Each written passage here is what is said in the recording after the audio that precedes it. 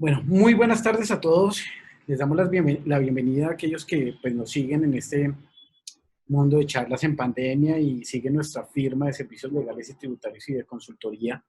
Gracias una vez más por continuar agendándose para atender y recibir estas charlas en materia de capacitación legal, tributaria, laboral, de riesgo, de control interno, que en este momento pues vamos a empezar con una de estas charlas que es muy interesante en el mercado y ya nos la venían solicitando. La idea de esto es precisamente evitar litigios, evitar multas, evitar cualquier riesgo que provenga precisamente de estos temas tan interesantes como lo es relacionados con el SARLAF. Y que ahorita pues precisamente Nelson Camargo y César nos entrarán a explicar para entender un poco más la metodología de esto. La idea es seguir haciendo las charlas como las venimos manejando cada semana. Cada semana procuramos entre 8 o 10 días montar una presentación de interés, de impacto legal o que se esté moviendo en el mercado y que sea de gran utilidad para todos ustedes como industria y lo puedan implementar dando recomendaciones, dando tips y dando la mejor solución en hora y media, 2 horas, que es lo que dura cada una de nuestras presentaciones. Bueno, quien les habla, Abel Cupajita Rueda, abogado, socio y director ejecutivo de la firma Sescol Tax and Legal Abogados y Consultores, encargado del área de práctica de UGPP y Derecho Tributario de la firma. Y hoy nos acompañan pues Nelson Camargo y César Sánchez, quienes son socios del área de la firma Next y quienes son pues bueno nuestros aliados en este tema, en todo el tema de control interno y riesgo y otras áreas más que ellos manejan para nuestros diferentes clientes y que nos pareció importante a través de ellos implementar estas charlas. ¿Qué ¿Cuáles son las reglas en ese momento del juego? Por favor, les pido, como lo decíamos hace un momento, mantener sus micrófonos en silencio, las cámaras apagadas, por favor, para poder, pues, la comunicación en internet, poderla manejar nosotros y, pues, no haya tanta interferencia. Pueden hacer preguntas por el chat. Nelson Camargo también como moderador de la charla va a estar atendiéndolas o las haremos, nosotros interrumpiremos a César para hacer preguntas de pronto en vivo si son muy impactantes. Procuraremos dejarlas al final, 15 o 20 minutos de preguntas y respuestas para atenderlas, pero van a haber algunas que atenderemos de inmediato de acuerdo pues, a la urgencia como lo veamos en estas charlas, ¿no? Eh, Algunas las omitiremos, algunas preguntas, ¿por qué? Pues seguramente se irán dando solución a lo largo de la charla, entonces no las volveremos a repetir. Señores, buenas tardes entonces. Procederé a indicarles quiénes son los profesionales que nos acompañan. Bueno, en este caso, estamos hablando de Nelson Camargo con más de 16 años de experiencia. Nelson es ingeniero de sistemas, experto en gestión de riesgos de tecnologías de la información, con más de 16 años de experiencia profesional en la ejecución y direccionamiento de proyectos de auditoría y consultoría en el sector financiero, telecomunicaciones, seguros, aviación, educación y energía y gas. Dentro de los proyectos realizados, Nelson se ha desempeñado en la gestión de riesgos de TI, gobierno de TI, auditoría de sistemas, seguridad de la información, ciberseguridad, control interno, elaboración de reportes internacionales, transmisión digital y evaluación y diseño de modelos de negocios digitales. Bueno, Nelson Camargo pues también ha trabajado para varias firmas y compañías multinacionales, entre las cuales se encuentran Ernst Young o EY como gerente senior en el área de riesgos, y pues su experiencia nos la viene a transmitir acá actualmente con esta experiencia. César Sánchez, de igual manera, con más de 18 años de experiencia. César Sánchez es contador público con especialización en normas internacionales de información financiera, NIF, y aseguramiento y control interno. Tiene experiencia profesional de más de 18 años en el direccionamiento y ejecución de proyectos de consultoría, auditoría interna y externa, implementación de sistemas de gestión de riesgo, control interno, evaluación,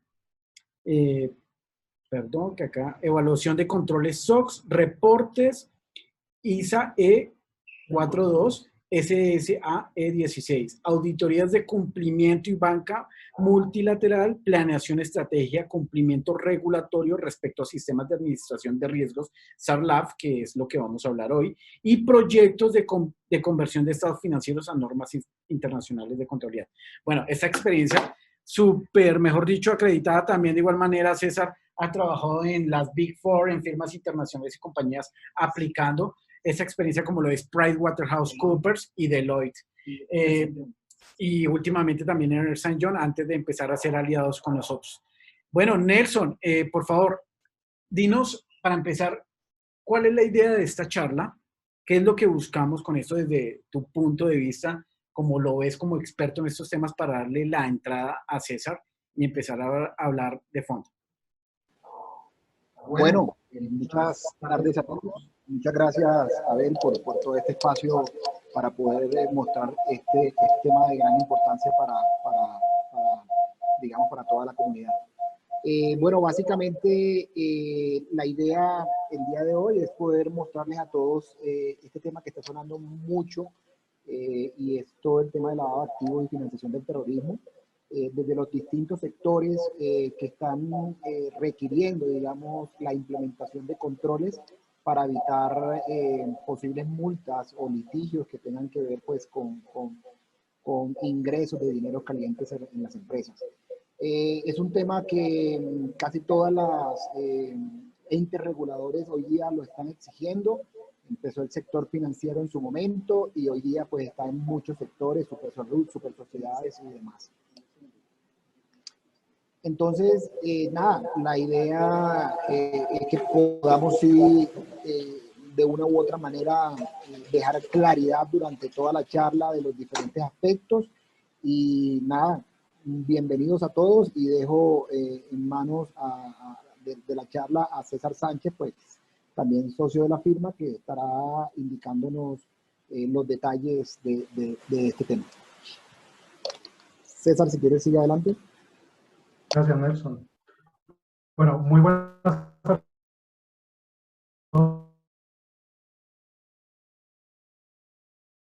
No, pues espero que también les esté haciendo solecito en donde estén. Y bueno, como lo venía nombrando Abel, como lo venía mencionando Nelson, el SARLAF o SIGLAF, como lo quieran o como lo conozcan, digamos que podemos encontrar en el mercado estos tres nombres. Es un tema que ha venido incrementándose desde hace varios años a raíz de la intención del gobierno colombiano en mantenerse dentro de todo lo que tiene que ver con los organismos multinacionales como pertenecer a la OCDE. Digamos que con base en eso el gobierno nacional entra a través de cada una de las entidades de vigilancia y control a establecer una serie de normas y leyes, y dentro de esas está este tema que tiene que ver con la administración o prevención del riesgo de lavado de activos y financiación del terrorismo, y en otros donde lo van a encontrar también como proliferación de armas destructivas. Entonces, digamos que lo que pretendemos hoy es que los participantes, los que están en esta charla, pues puedan llevarse una idea de lo que es el SARLAF, digamos, qué es el SARLAF, qué es el SARLAF y qué es el SIGLAF. Digamos que cuáles son esas diferencias entre cada una de estas regulaciones que tenemos en el mercado colombiano. También la idea es que conozcamos un poco de qué contienen, de qué se trata, como cuál es esa estructura que nos mencionan en cada una de estas normas que se han diseñado, y adicionalmente, quiénes entran en este momento o en la actualidad a estar obligados a implementar estos sistemas de administración de estos riesgos específicos. Quiero aclarar que lo que vamos a ver acá en los slides es un compendio de todas las normas que están en el mercado, es decir, algunas de las superintendencias o ministerios o entidades de vigilancia y control, como les digo, emiten cada una sus propias normas, ¿sí? Sin embargo, todas tienen una gran coincidencia o son muy similares, pero en algunas hay particularidades específicas. Entonces, de pronto ustedes sacándolo de los slides, podrían encontrar, o alguien que ya tiene conocimiento en el tema, que ya lo ha implementado en su organización, podría decir, a mí en este punto también me toca hacer adicionalmente eso, ¿sí?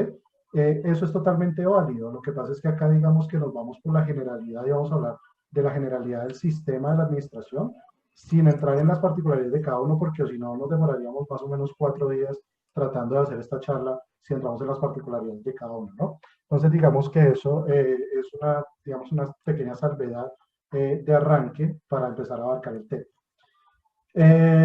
Como les dijo Abel, vamos a tener al final una sesión de preguntas. La idea es que, por favor, siéntanse en total confianza y libertad de preguntar absolutamente todo lo que tengan de inquietud.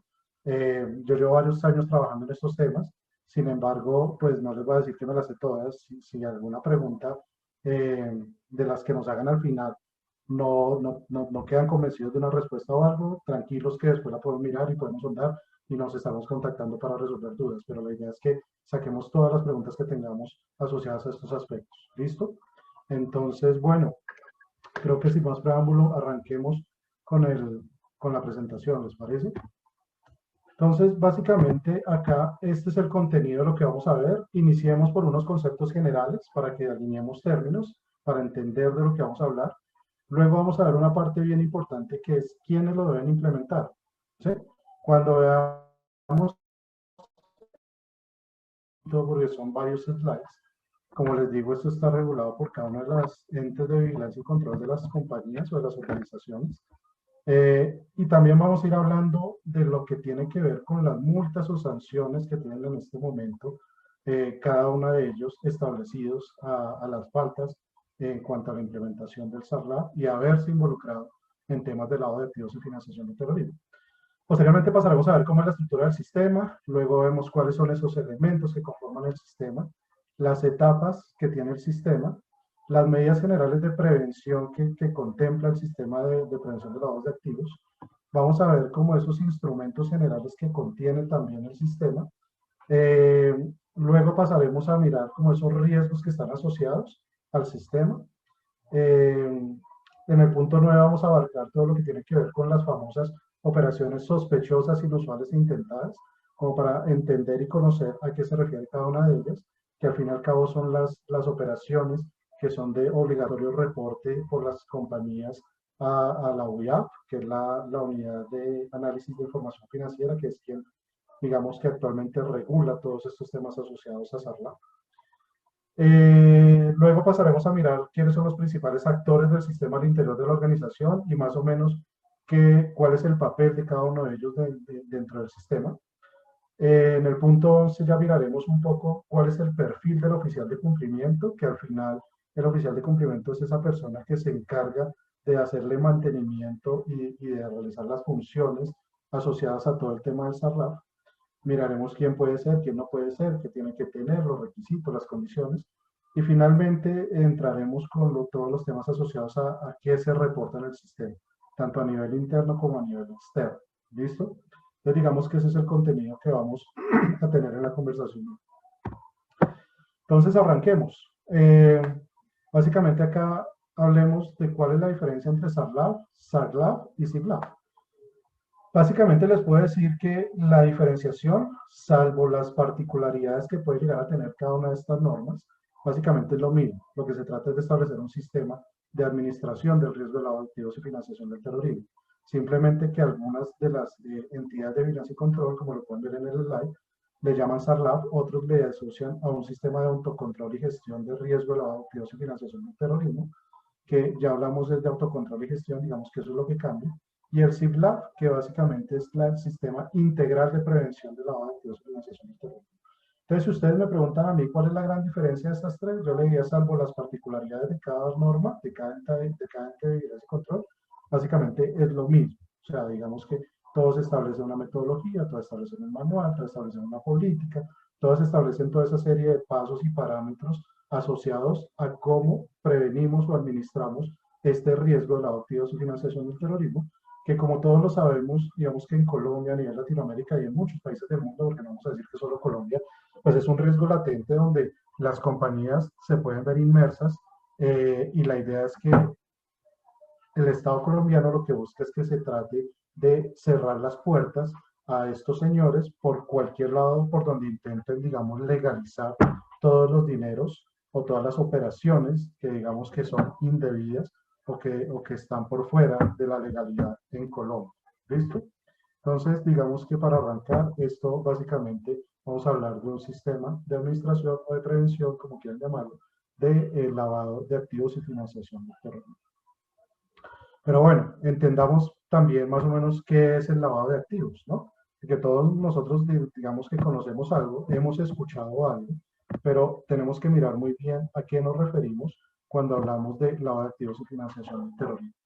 Uno, les aseguro que cuando vemos esta gráfica, uno cree que es más o menos la mitad de los temas, pero por lo menos el lavado de activos, según el Código Penal, básicamente lo que dice es que hay lavado de activos cuando ustedes adquieren, resguardan, invierten, transportan, transforman, almacenan, conservan, custodian o administran bienes con origen ¿en qué? En tráfico de migrantes, en trata de personas, en extorsión, en enriquecimiento ilícito, en secuestro extorsivo, en rebelión, en tráfico de armas, en tráfico de menores de edad, en administración de recursos relacionados con actividades terroristas, en tráfico de drogas tóxicas, en tráfico de estupefacientes o sustancias psicotrópicas, en delitos contra el sistema financiero, delitos contra la administración pública, entre otros. Entonces vean que el lado de activos no solo nos referimos a temas de que por lo general uno se lo imagina asociado a todo lo que tiene que ver con narcotráfico, ya que involucra muchos, digamos, aspectos adicionales de actividades que están por fuera o enmarcadas como por fuera de la legalidad en Colombia. Entonces, básicamente a esto nos referimos con lavado de activos, es decir, cuando nosotros obtenemos recursos asociados a estas actividades ilícitas. Pueden ser pues, a nombre propio o obviamente a cualquier nombre de cualquier tercero que se realice la operación. Y la financiación del terrorismo también bajo el Código Penal en el artículo 345, básicamente acá lo que nos dice es que es financiar el terrorismo cuando se provee, se recolecte, se entregue, se reciba, se administre, se aporte, se custodie, se guarden fondos, bienes, recursos o cualquier otro acto que promueva, organice, apoye, mantenga, financie o sostenga económicamente a los grupos de delincuencia organizada o grupos armados al margen de la ley, ¿sí? Grupos terroristas o actividades terroristas. Entonces, vean que vamos en dos sentidos. Uno, en cuando recibimos, cuando podemos estar recibiendo dineros de la ilegalidad, y el otro, cuando estamos aportando a que se realicen este tipo de operaciones a grupos al margen de la ley o grupos terroristas como tal. ¿Listo? Entonces, esto es para que tengamos bastante claro en lo que podemos vernos inmersos a través de las compañías, porque digamos que las personas que ejercen estas actividades, por lo general, siempre están buscando formas de darle legalidad a esos recursos, de darle legalidad de traerlos y, digamos, lavar el dinero para que parezcan recursos que son de un origen legal. ¿Listo? Entonces, ellos realmente día a día siempre están es en la búsqueda, están mirando cuál es la mejor forma de coger esos recursos y hacerlos legales. Señor. Ahí quiero aportar que es importante tener en cuenta que en muchas ocasiones, obviamente, la persona que quiere cometer o quiere lavar el dinero, quiere hacer o cometer el ilícito, en algunos casos es muy claro con la empresa y en acuerdo, en común acuerdo, pues establecen configurar ese ilícito. Pero hay muchos casos en los que se genera el ilícito y las compañías ni siquiera se dan cuenta de eso específicamente por no tener unos controles adecuados para gestionar esto.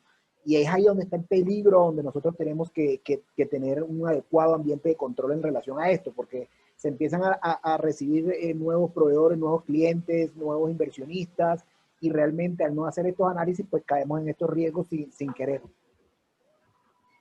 De acuerdo totalmente. Muchas gracias por el comentario, Nelson, porque así es, así es. Muchas veces el tema es concebido y otras veces no. Entonces, eso es lo que trata de hacer este sistema, de establecer como todas esas medidas de prevención asociadas para que las compañías no se vean involucradas en todos estos actos cuando no tienen la intención de hacerlo, ¿no?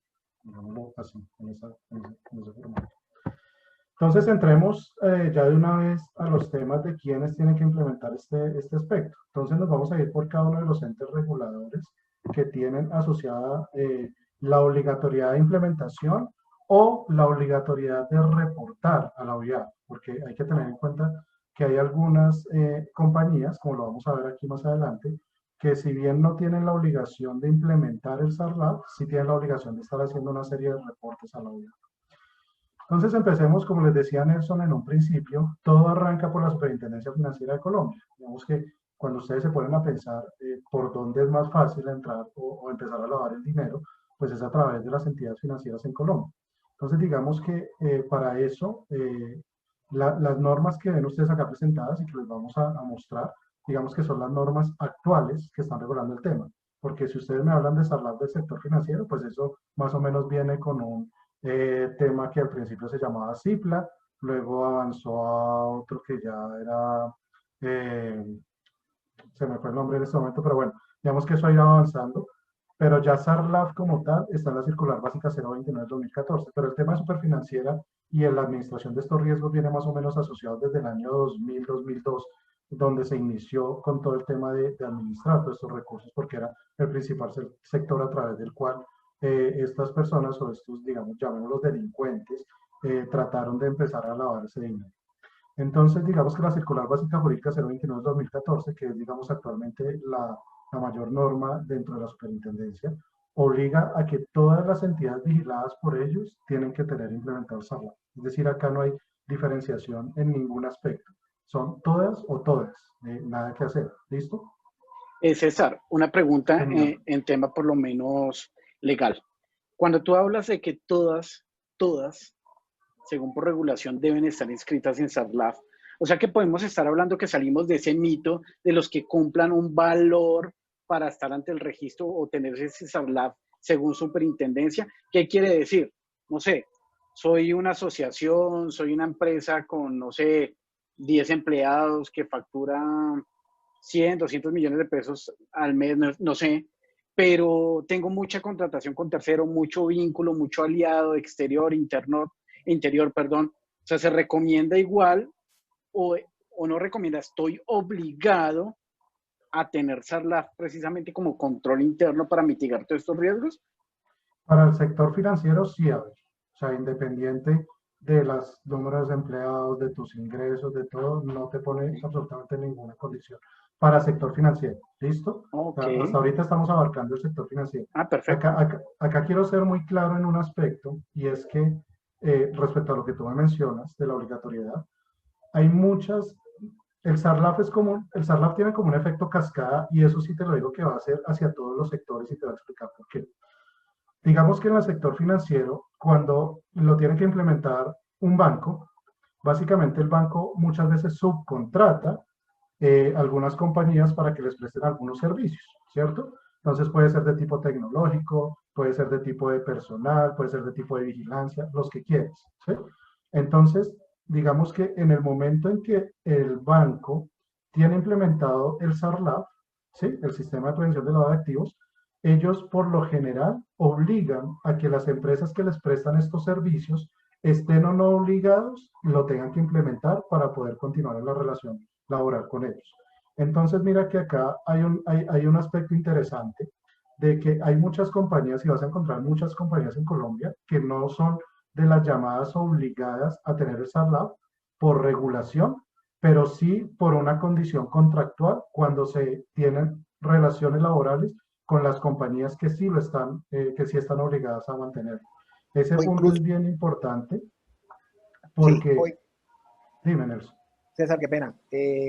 O incluso puede haber alguna compañía en los diferentes sectores económicos, no necesariamente el sector financiero, donde muy posiblemente por los montos no están obligados, sin embargo su negocio por su naturaleza es de alto riesgo. Y por ser de alto riesgo, las compañías podrían optar por implementarlo sin tener una obligación, y es totalmente válido la implementación y les ayuda pues a minimizar el riesgo para la entidad, aun cuando no es obligado. De acuerdo. Y como les comento, sí, el SARLAB si tú no estás obligado, pero lo quieres implementar, en ningún momento te lo prohíbe. Eso sí hay que tenerlo totalmente claro. Y acá tenemos que mirar las multas desde dos ámbitos, porque es importante tenerla en esa concepción. Hay unas multas asociadas a cuando la compañía está inmersa en temas de lavado de activos y financiación del terrorismo, y hay otras multas que pueden estar asociadas a fallas o faltas en la implementación y en el mantenimiento del SARLAC. ¿Listo? Entonces, digamos que bajo estas salvedades, vamos a verlos por sectores, como les venía comentando el sector financiero. Todo está establecido a través de la Circular Básica Jurídica 029 del 2014, donde dice todas las entidades que son vigiladas por mí, por la Superintendencia Financiera de Colombia, implementan SARLAC. Inclusive, la Superintendencia de SARLAC en estos días, si no estoy mal ahorita en agosto o septiembre, sacó la Circular Externa 027 del 2020, donde ya saca una nueva versión de SARLAC. Sale una nueva versión, lo está complementando en un SARLAC 4.0, donde ya está involucrando muchos aspectos de tipo tecnológico que antes no se tenían contemplados en la norma porque estábamos en un avance lento en la parte tecnológica. Pero ahorita digamos que con la pandemia, que es el mayor acelerador en la transformación digital a nivel mundial, digamos que ya hay muchas operaciones y muchos negocios que se están dando a través de la tecnología, por lo cual la Superintendencia Financiera ya optó por involucrar unos temas de mayor robustez en el conocimiento de las contrapartes cuando se hacen este tipo de negocios virtuales y le adicionó otro tipo de fortalecimiento al sistema del SARLAC que ellos tienen. Entonces vean que el SARLAC también es un sistema que tiene que irse gestionando a medida que van cambiando las operaciones de la organización. Esto no es como que lo implementé y ya tengo el manual, ya tengo los procesos, ya lo dejé allá y allá se queda estático, porque digamos que los cambios en las operaciones, los cambios en las compañías, todo esto nos va a dar también para que se vaya haciendo un mantenimiento y una actualización del sistema.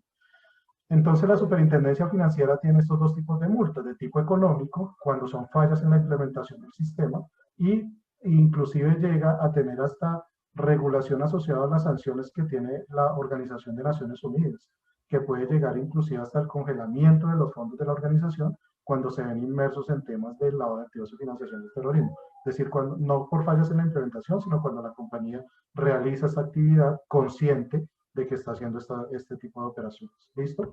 Entonces, Superfinanciera por ese lado. Ahora nos metemos por el lado de DIAN. La DIAN, digamos que ya entra a ser regulador en los temas que tienen que ver con todos los que son operadores de comercio exterior y las compañías asociadas a compra y venta de divisas. Digamos que la regulación de la DIAN obliga a estas organizaciones a implementar el SARLAC. En este momento, las multas asociadas o las sanciones asociadas a estos aspectos son suspensión o pérdida de la licencia de operación. Básicamente, ¿por qué? Porque son prerequisito para obtener la licencia de funcionamiento. Entonces, básicamente, las empresas, digamos, todos los usuarios aduaneros, las que son de logística internacional, todas las que son las llamadas aduaneras, todas las que prestan servicios aduaneros, en fin, todas las operaciones, todas las empresas que operan en temas de comercio exterior, para obtener la licencia, sí o sí, tienen que implementar el SARLAC. O sea, eso no es negociable. Si lo tienen o si lo tienen. Lo mismo pasa para el tema de compra y venta de divisas. Eso está establecido a través del decreto 390 del 2016 de Minhacienda y el 2147 de Mincomercio. ¿Listo? Entonces, DIAN.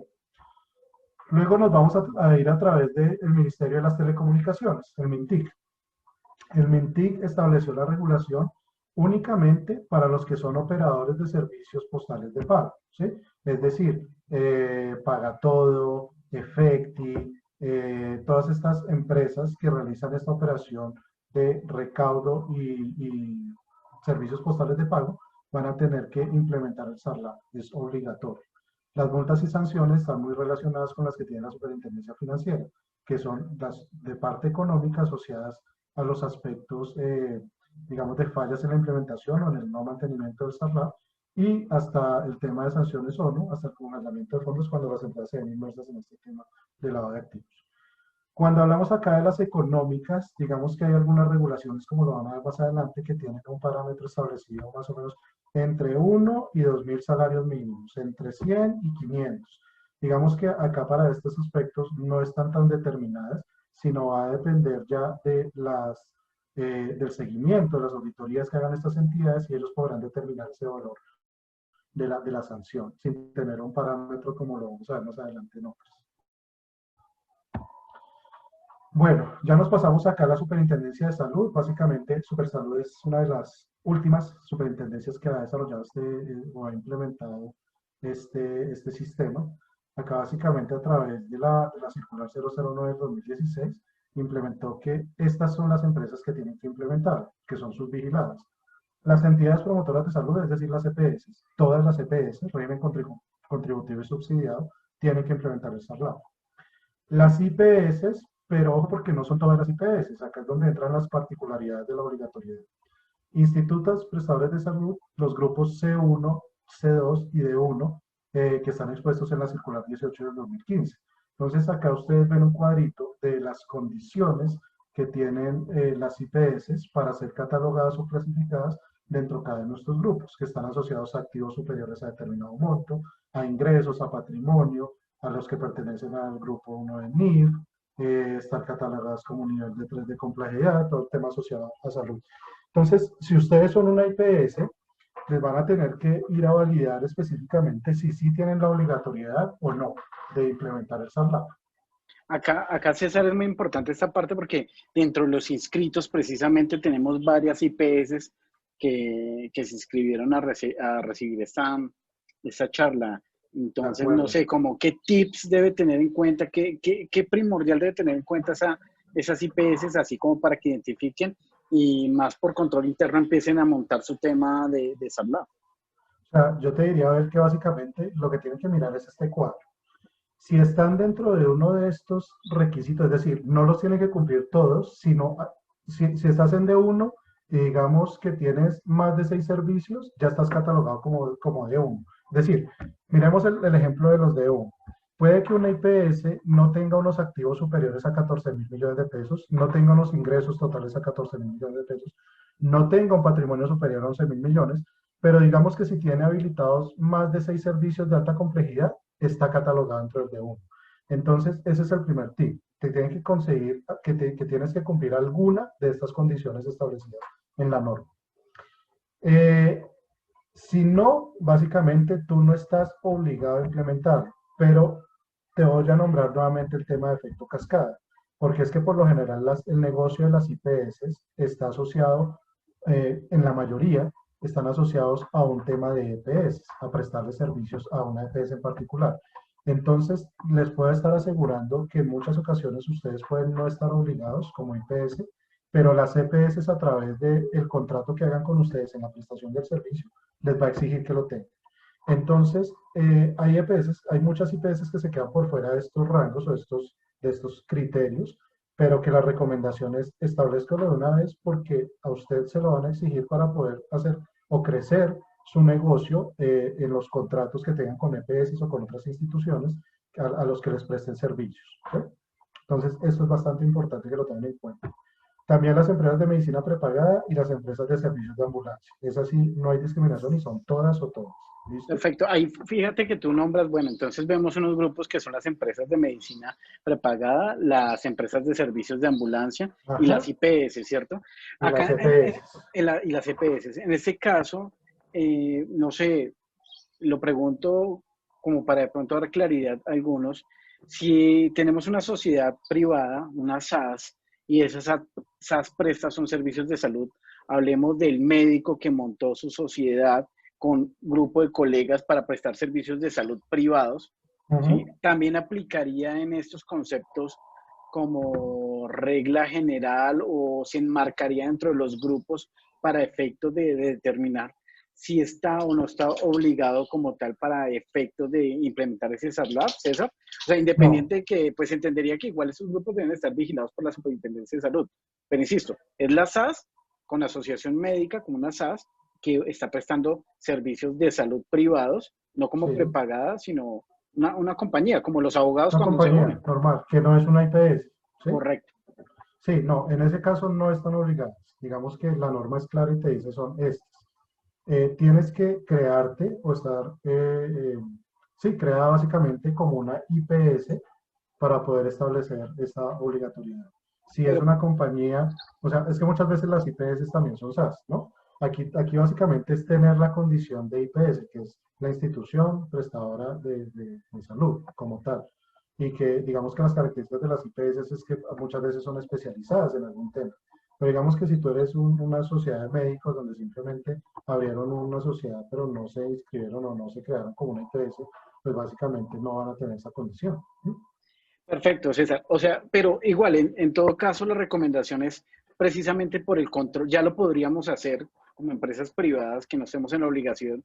Podemos hacerlo como control interno y para el manejo precisamente para mitigar y poder así filtrar todas estas cosas que pasan hoy en día, incluso con la pandemia, los negocios que se puedan dar y poder entrar como a manejar internamente y hacer como un filtro, por decirlo así, a manera de control Totalmente. interno. Sería lo mejor, ¿no? Totalmente, totalmente, porque te va a fortalecer mucho el estar respaldado en no verte involucrado en temas de lavado de activos y financiación y terrorismo.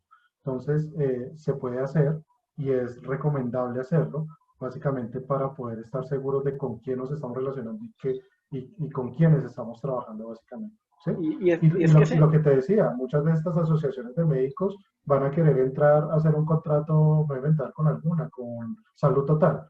Entonces, muy seguramente Salud Total, cuando les diga, les abra las puertas y les diga, vengan señores, si trabajen conmigo, les va a decir, señores, yo voy a trabajar con ustedes con muchísimo gusto, pero me tienen que implementar el SARLAC. ¿Sí? Porque es que digamos que yo tengo que respaldar mi operación y yo no me voy a ver inmerso a través de ustedes. Entonces, sí o sí, se los va a exigir.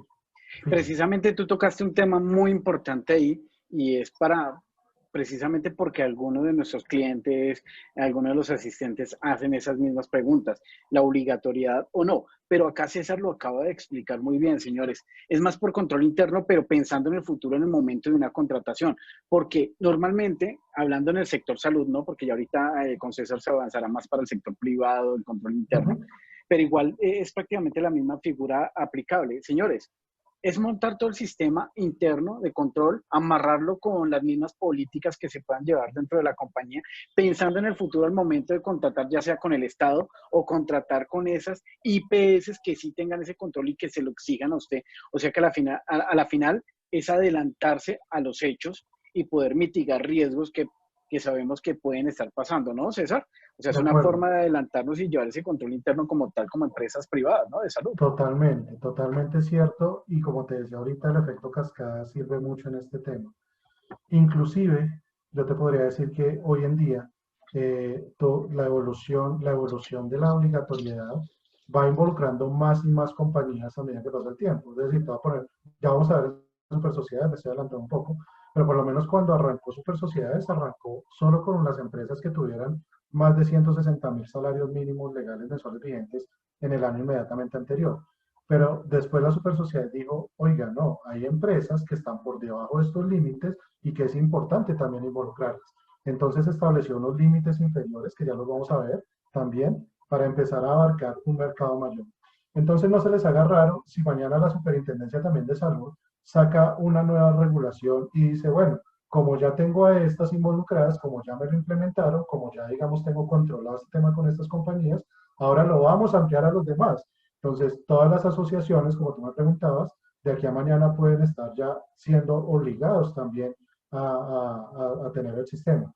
Y se va a ir dando así por lo que te digo, porque a nivel país, la idea es que vayamos involucrando a todas las compañías de todos los sectores para ir mitigando mucho más estos riesgos que son muy latentes acá en Colombia, ¿no? Y también como para precisar también y complementar, es importante también que tengamos en cuenta que eso que decías, el efecto cascada, que sí o sí, a veces las entidades, digamos, con las que tú quisieras tener una negociación o como empresa quisieras tener, te va a exigir que tú tengas este tipo de controles a nivel organizacional. Entonces, cuando aspiramos a tener relación con empresas de gran tamaño, muy seguramente esto va a repercutir, a repercutir perdón, en que te obliguen a tener estos sistemas, aun cuando no estés obligado.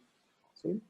Ujú. César, ¿qué opinión te merece de las empresas o de las IPS, EPS o cualquier tipo de sociedad que esté tercerizando esto a proveedores de servicios de SARLAF, a tenerlo implementado? Que en mi opinión como abogado, yo prefiero tener el control del manejo del SARLAF, del riesgo, con una política interna que implemente en mi compañía, en mi sociedad, en mi IPS, y no Ujú. tenerlo tercerizado, ¿no? ¿Qué opinión te merece cuando algunas entidades dicen, no, es que por el costo, por el gasto, prefiero tercerizarlo a una empresa? Yo soy de los que insisto que es mejor implementarlo desde ya desde la compañía, ¿no? O desde el interior de la asociación o IPS, como se llame. Digamos que el SARLAF tiene una connotación, a ver, y es que es un sistema de implementación interno de la organización, ¿sí?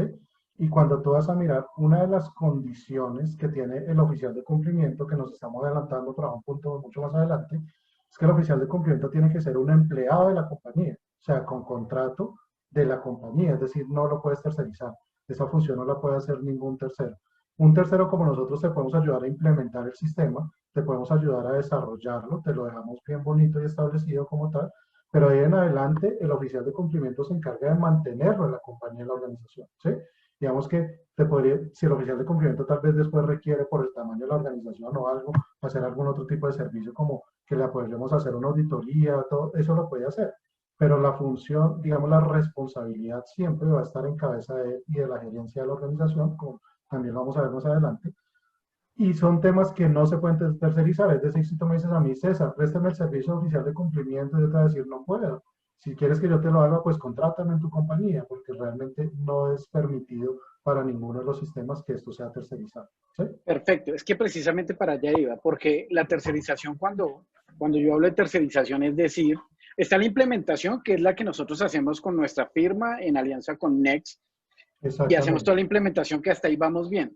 Pero hay compañías que no han entendido y que por más que le expliquemos, este tema no se puede tercerizar ya en la ejecución, porque una cosa es la Ujú. implementación cuando lo montamos, pero en la ejecución ya es el oficial de cumplimiento que hay que tener, y algunos dicen, no, pues voy a tercerizar y contratar por tercera Los persona servicios. oficial de los servicios. Ahora, cuando hablamos de contratar, podríamos hablar, César, en el modo de contratación de ese oficial de cumplimiento, es decir, lo implementamos, ya lo tenemos, y tenemos el Ferrari listo para empezar a usarlo, porque lo importante, lo más demorado es la implementación, ¿no? Como la estructura, para después Ujú. ponerlo en marcha. Pero si yo decido como entidad, como empresa o como persona que implementé este sistema, decido contratar por prestación de servicios a una tercera persona, a César. César, quiero que seas mi oficial de cumplimiento, pero bajo la modalidad prestación de servicios. ¿Lo podría hacer o tiene que ser empleado de la No se compañía? puede, por eso te digo que tiene que ser empleado de la organización. Ahora, Perfecto. si ya tu compañía dices, eh, y se van a dar muchos casos, ¿no? Porque es que hay organizaciones, por lo menos te voy a poner un ejemplo. Hay muchas, una empresa como una firma de ingeniería. Es una firma que puede llegar a tener 15 personas dentro de su estructura, 10 personas, o sea, realmente es algo pequeño en estructura, pero cuando tú le miras los ingresos o el patrimonio, algo son empresas supremamente grandes. Entonces, en el momento hay compañías donde básicamente cuando tú miras los cargos y miras la estructura y tú dices, pues pucha, ¿cómo voy a traer a una persona para que sea oficial de cumplimiento? Pues básicamente, digamos que no es concebido, no está dentro de la organización, traer una persona que se dedique exclusivamente a esto. El oficial de cumplimiento puede ser una persona que tenga otro cargo en la organización, ¿sí? Pero tiene que ser empleado. Es decir, si tú me dices a mí, César, el director administrativo puede ser el oficial de cumplimiento, yo te voy a decir, sí, puede tener te puede tener la función de oficial de cumplimiento, ¿sí? Pero muchas veces, y pasa en muchas compañías, donde se coloca a la persona como oficial de cumplimiento y digamos que en ese momento ellos aceptan, reciben, tienen que hacer una educación, tienen que demostrar experiencia en temas de riesgos, pero muchas veces no es tan fácil para ellos desarrollar esta función como tal. ¿Sí? En ese momento, pues se puede hacer una asesoría, enseñarle cómo hacer, cómo estructurar un plan de trabajo, cómo estructurar unas pruebas para que vaya y revise el sistema, como para que esté pendiente de los temas. O sea, todo eso se puede hacer, pero sí o sí la responsabilidad de hacer reportes y la responsabilidad de mantener el sistema va a estar en cabeza de él, que es un Pero empleado de fíjate, la organización. Pero fíjate que nos acabas de dar una salida y un tip, César, que eso era lo que queríamos ver, porque algunas compañías, entidades se abstienen precisamente de implementar porque no, es que tengo que tener empleado un oficial de cumplimiento y No, no es contratar un exclusivo. oficial o hay oficial de cumplimiento experto es difícil. Entonces acá la salida en administración y legal prácticamente sería, oiga, usted tiene su gerente general o el representante legal de la compañía que es empleado. Él no tiene ni idea de oficial de cumplimiento, pero lo necesitamos implementar. Entonces, démosle el título, démosle el nombramiento oficial de cumplimiento, ya miraremos las políticas internas por estatutos, como lo nombramos, pero aparte de eso, voy a seguir con mi, mi empresa, mis consultores que me implementaron, digamos en este caso Ujú. Sescol Tax and Legal y Next, nos implementaron todo el sistema de lavado de activos, todo el tema de SARLAF, pero aparte de eso nosotros le damos la consultoría al oficial de cumplimiento, que es el gerente general nombrado, digamos, o el gerente de recursos humanos, no sé, o de informática, para que él mantenga precisamente, se mantenga actualizado con nosotros y haga toda la gestión a través del cargo que se le ha nombrado, pero no De necesita acuerdo, saber. Y esa de sería una acuerdo. forma de subsanar ese requisito que nos piden. O sea, que el día de mañana un requerimiento en una solicitud por parte de un ente de control, pues tengo el oficial de cumplimiento y aparte de eso estoy respaldado con una firma externa que me explique y me da el detalle de cómo debe darse el manejo a Absolutamente estos temas todo. de riesgo. Tal ¿Sí? cual. De acuerdo. Eso Sí, es importante porque digamos que ahí el tema principal es que una empresa como tú la dices, César, es posible que tengan 10 personas, digamos que por temas de capital, digamos, o de ingresos, es importante que tenga el sistema o requerido que tenga el sistema, pero ahí hay algo supremamente importante y es el rol. Entonces uno dice, cuando empieza a mirar costos, ¿cuánto cuesta un rol? Puede ser muy grande o puede ser muy alto y que la empresa en este momento no esté. Lo asume el gerente general o lo asume el coordinador administrativo y financiero, lo asume cualquiera y estamos totalmente de acuerdo, pero en muchos casos no tienen la expertise. Y esa expertise es la que puede buscar a través de un tercero que lo esté asesorando constantemente en estos temas, hacerle de seguimiento y acuerdo. control para que esto se fortalezca. Sí, al menos a estructurar o a desarrollar un plan de auditoría o un plan de trabajo donde se abarque todo lo que requiere hacer el oficial de cumplimiento para demostrar que efectivamente está gestionando el sistema. Porque, sinceramente, las super sociedades está haciendo revisiones a las vigiladas. Me pasó hace poco con un cliente que asesoré, donde ya había llegado las super sociedades, ya les había revisado el sistema y les estaba dando un periodo como de, de, de mejorar su sistema a través de una serie de observaciones que les hizo. Entonces, en estos momentos, pues ya se subsanó todo, ya se hace todo el tema, pero puede pasar porque es que hay que demostrar que ustedes realmente están manteniendo ese SARLAB. Hay que tener la evidencia, hay que tener la documentación de absolutamente todo lo que abarca el SARLAB, de todo lo que exige el SARLAB. Y esa es la función del oficial de cumplimiento, es donde se tiene que ir exactamente el tema. Inclusive, pues, me voy a adelantar otro poco a otro aspecto. Imagínense el caso de Supersolidaria. De Supersolidaria también obligó a todos sus vigilados a implementar el SARLAB. Pero póngase en el caso de un fondo de empleados que igual puede tener un fondo de empleados de una compañía que está legalmente registrado y está inscrito allá en la Superintendencia Solidaria, que puede tener una o dos personas para manejar su operación. Entonces, ¿cómo hacen ahí para hacer todo el tema? ¿Cómo hacen ahí para hacer el oficial de cumplimiento? ¿A quién van a nombrar? ¿A quién lo van a hacer? Porque ahí tampoco discriminó nada, sino dijo, todos mis vigilados lo tienen que implementar. Entonces, ha habido casos de fondos de empleados que nos han llamado y nos han dicho, pero es que acá está el presidente del fondo, que es un empleado de la compañía, y está solo un empleado, que es el que nos lleva todo el tema de préstamos, cartera, en fin, toda la operación del fondo. Entonces, ese único empleado pues va a tener que también ser el oficial de cumplimiento porque pues el fondo no le va a pagar, no va a contratar a otra persona para desarrollar esta función. Entonces ahí es donde se convierten los temas de juez y parte, porque yo hago, pero también le tengo que revisar, pero también tengo que implementar, pero también tengo que hacer. Entonces son casos ya extremos de que son, digamos, yo a la luz de la supersolidaria sí veo como que hay una falencia o un poco en haber hecho la obligación de todas sus entidades, que tiene esa particularidad en ese tipo de compañías. Pero bueno, ya vamos a hablar más adelante de ese caso. Entonces, Supersalud, básicamente estas son las condiciones y ellos sí tienen multas, como lo pueden ver abajo, que dicen, ellos tienen multas tanto para la empresa como para el representante legal.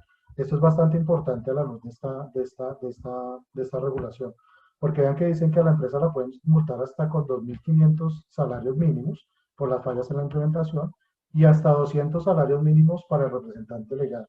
Y en ese momento, el representante, la multa que se le ponga al representante legal no va a poder ser subsanado algo por la empresa. Tiene que salir del bolsillo del representante legal.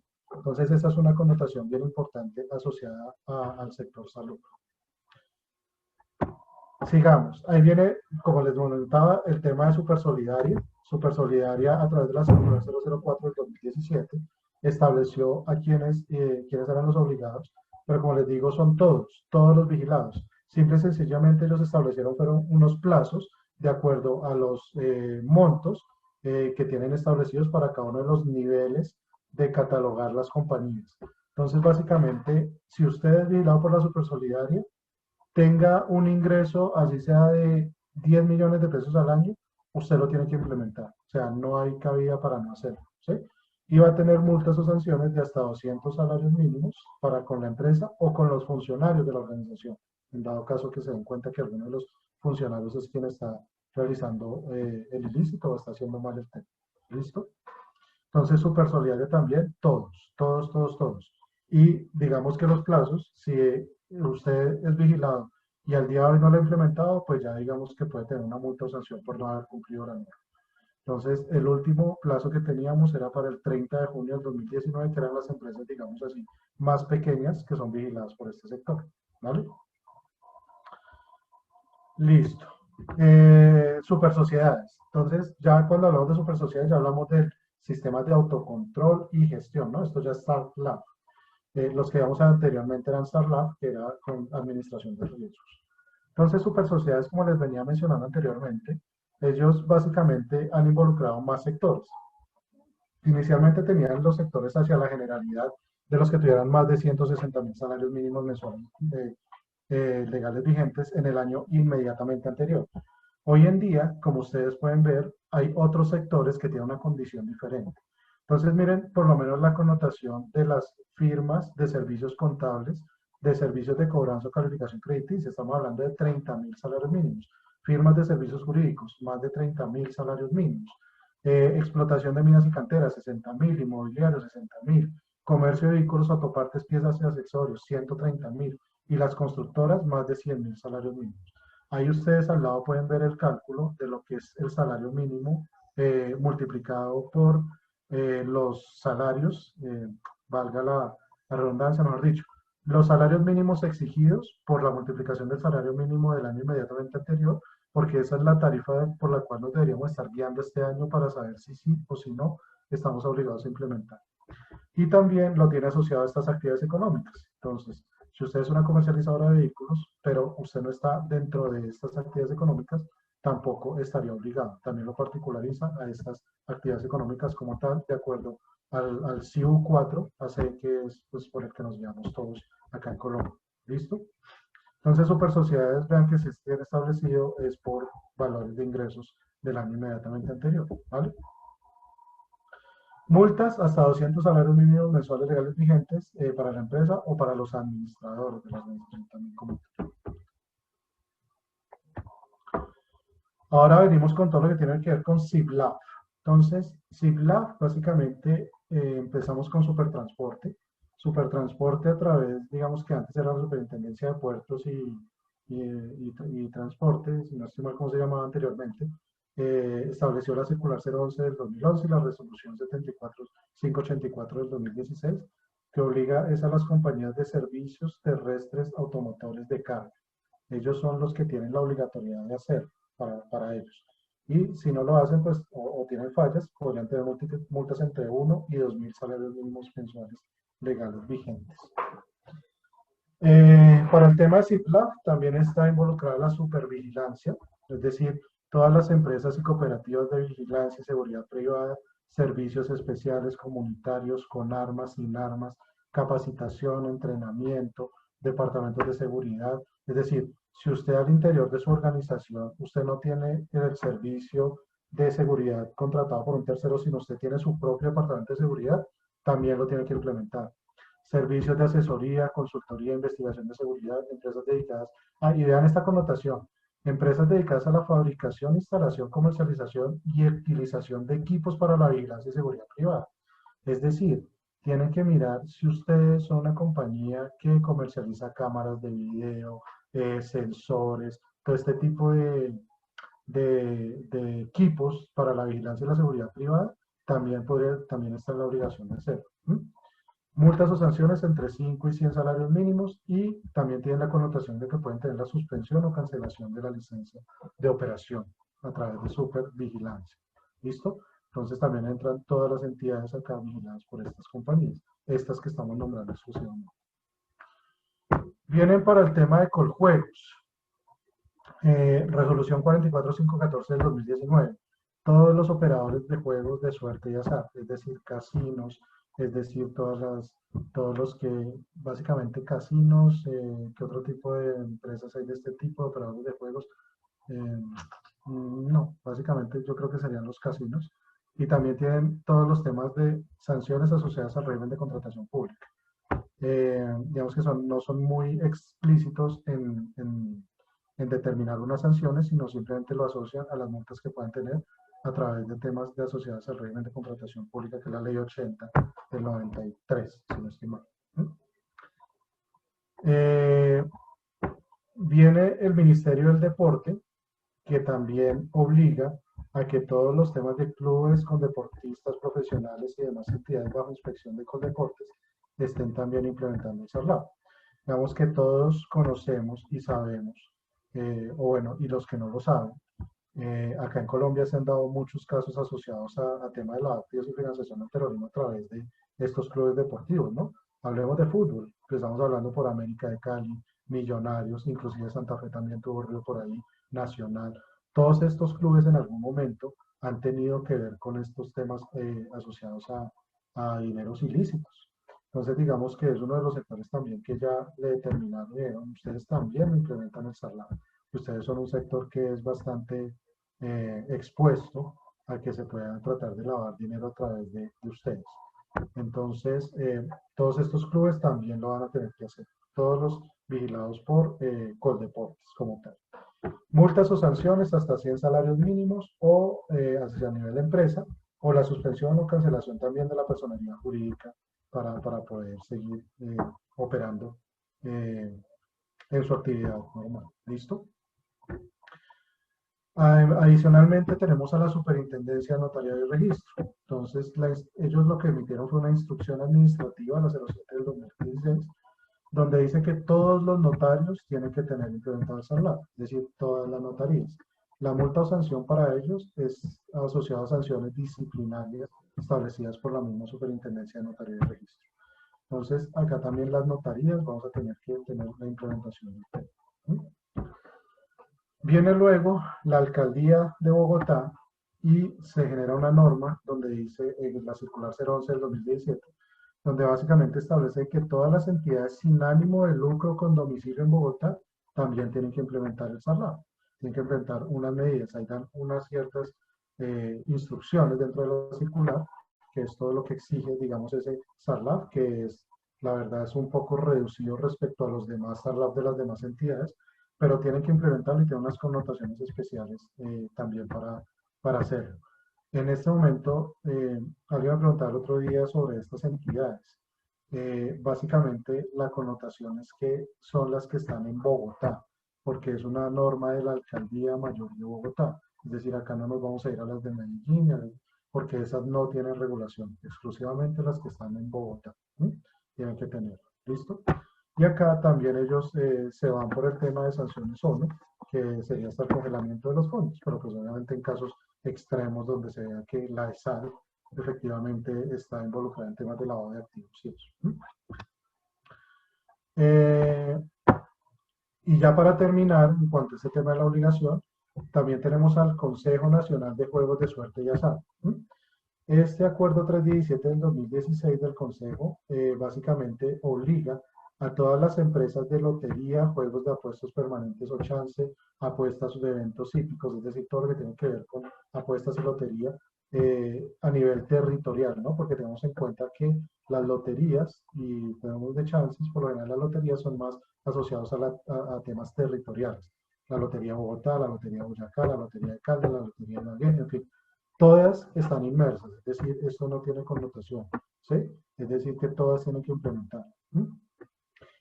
Y también vamos a entrar a ver que Mincultura, ya estos últimos dos, Mincultura también estableció una obligatoriedad, pero de reportes a UIAP, y estos reportes tienen que ver con las donaciones de dinero que se hacen para actividades cinematográficas en Colombia. Es decir, las compañías hoy en día que realizan actividades asociadas al desarrollo de la cinematografía en Colombia, cada vez que reciban una donación tendrán que reportar esos certificados de donaciones a la OIAP para que ellos puedan mirar de dónde están viniendo esos fondos y quiénes son los que están patrocinando esta actividad cinematográfica en Colombia. Y finalmente, ya la OIAP como ella propia, que la OIAF es la entidad que regula y la encarga de vigilar todo el tema del SARLAF en Colombia. Ellos básicamente a los que obligan a entregar reportes de operaciones sospechosas, inusuales e intentadas, es a las empresas que tienen que ver con oro, exportadoras e importadoras de oro, fundidoras de oro y comercializadoras internacionales de oro. Entonces, ellos también, ellos no es que estén obligados, los últimos dos, Mincultura y UIAF, estas empresas no es que estén obligadas a implementar un SARLAF, lo que tienen de responsabilidad y obligatoriedad es de hacer una serie de reportes a la OIAF, ¿sí? Entonces, en eso hay que ser bastante claros, como tal. Bueno, como ustedes lo pueden ver, estamos básicamente ya abarcando casi todos los sectores económicos en Colombia. Y como les digo, cada vez se van involucrando más y más porque la idea y lo que, digamos que la pretensión que tiene el gobierno nacional es que cada vez se estén involucrando muchas más sectores y muchas más compañías en la implementación de este sistema para combatir todo lo que tiene que ver con lavado de activos y financiación del terrorismo. Obviamente esto también está partiendo del análisis de por dónde cada vez, y les aseguro que por lo menos cuando involucran a los de cinematografía, muy seguramente es porque en algún momento detectaron que por ahí se pudiese estar lavando mucho dinero asociado a los negocios, ¿no? Entonces yo le patrocino, yo le doy, y al final, pues obviamente usted me retorna, pero ya es un dinero legalizado, porque ya está surgiendo de unas utilidades de una actividad legal en Colombia, que es la generación de películas. Y así hay que verlo hacia todos los casos, es decir, cada vez que se implementa la obligatoriedad de algún sector, básicamente porque por ahí pueden estar lavando mucho dinero. Miren que el tema de las constructoras y las inmobiliarias es un tema también bastante fuerte, ¿no? Que donde se rebajó bastante los salarios mínimos para involucrarlas, porque por ahí también se estaban dando cuenta que estaban entrando muchos temas de dineros ilícitos. Entonces, así va a ir el progreso en Colombia para la obligatoriedad de la implementación de estos sistemas. ¿Listo? Bueno, continuemos. Y ahora que ya sabemos quiénes estamos obligados, quiénes no, todos los sectores, ahora sí vayamos y metamos un poquito más en el sistema. Entonces, básicamente, el SARLAF está determinado que tiene que tener una estructura, ¿sí? Y la estructura básicamente tiene que arrancar desde una visión y un mandato de la alta gerencia. Este SARLAF, digamos que el SARLAF por lo general no exime a la alta gerencia de estar enterados y de ser quienes tienen que establecer la política, básicamente, tienen que establecer todos los lineamientos desde la alta dirección para que el sistema se implemente y se mantenga. Y tendrán que asignar los recursos y tendrán que hacer una serie de actividades y tendrán que atender los reportes que se hagan de SARLAF y tiene una serie de funciones que ya los vamos a ver un poquito más adelante, pero vean que de una vez, como digamos, los sistemas de gestión de calidad y los sistemas de administración de riesgos operativos o generales involucran a la alta dirección, es decir, no los deja por fuera, les dicen, no señores, desde arriba ustedes son los primeros que tienen que estar implementando el SARLAF, ¿listo?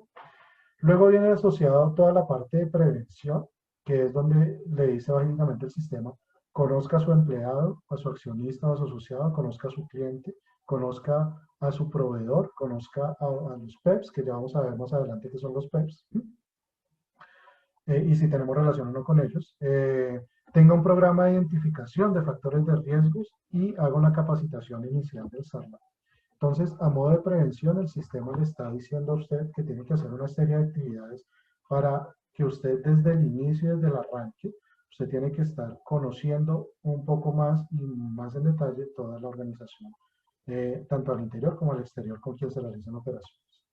Pero aparte de eso, en la estructura también tiene que haber un sistema de detención. Es decir, que usted va a tener que establecer acciones de monitoreo, reporte y administración de casos.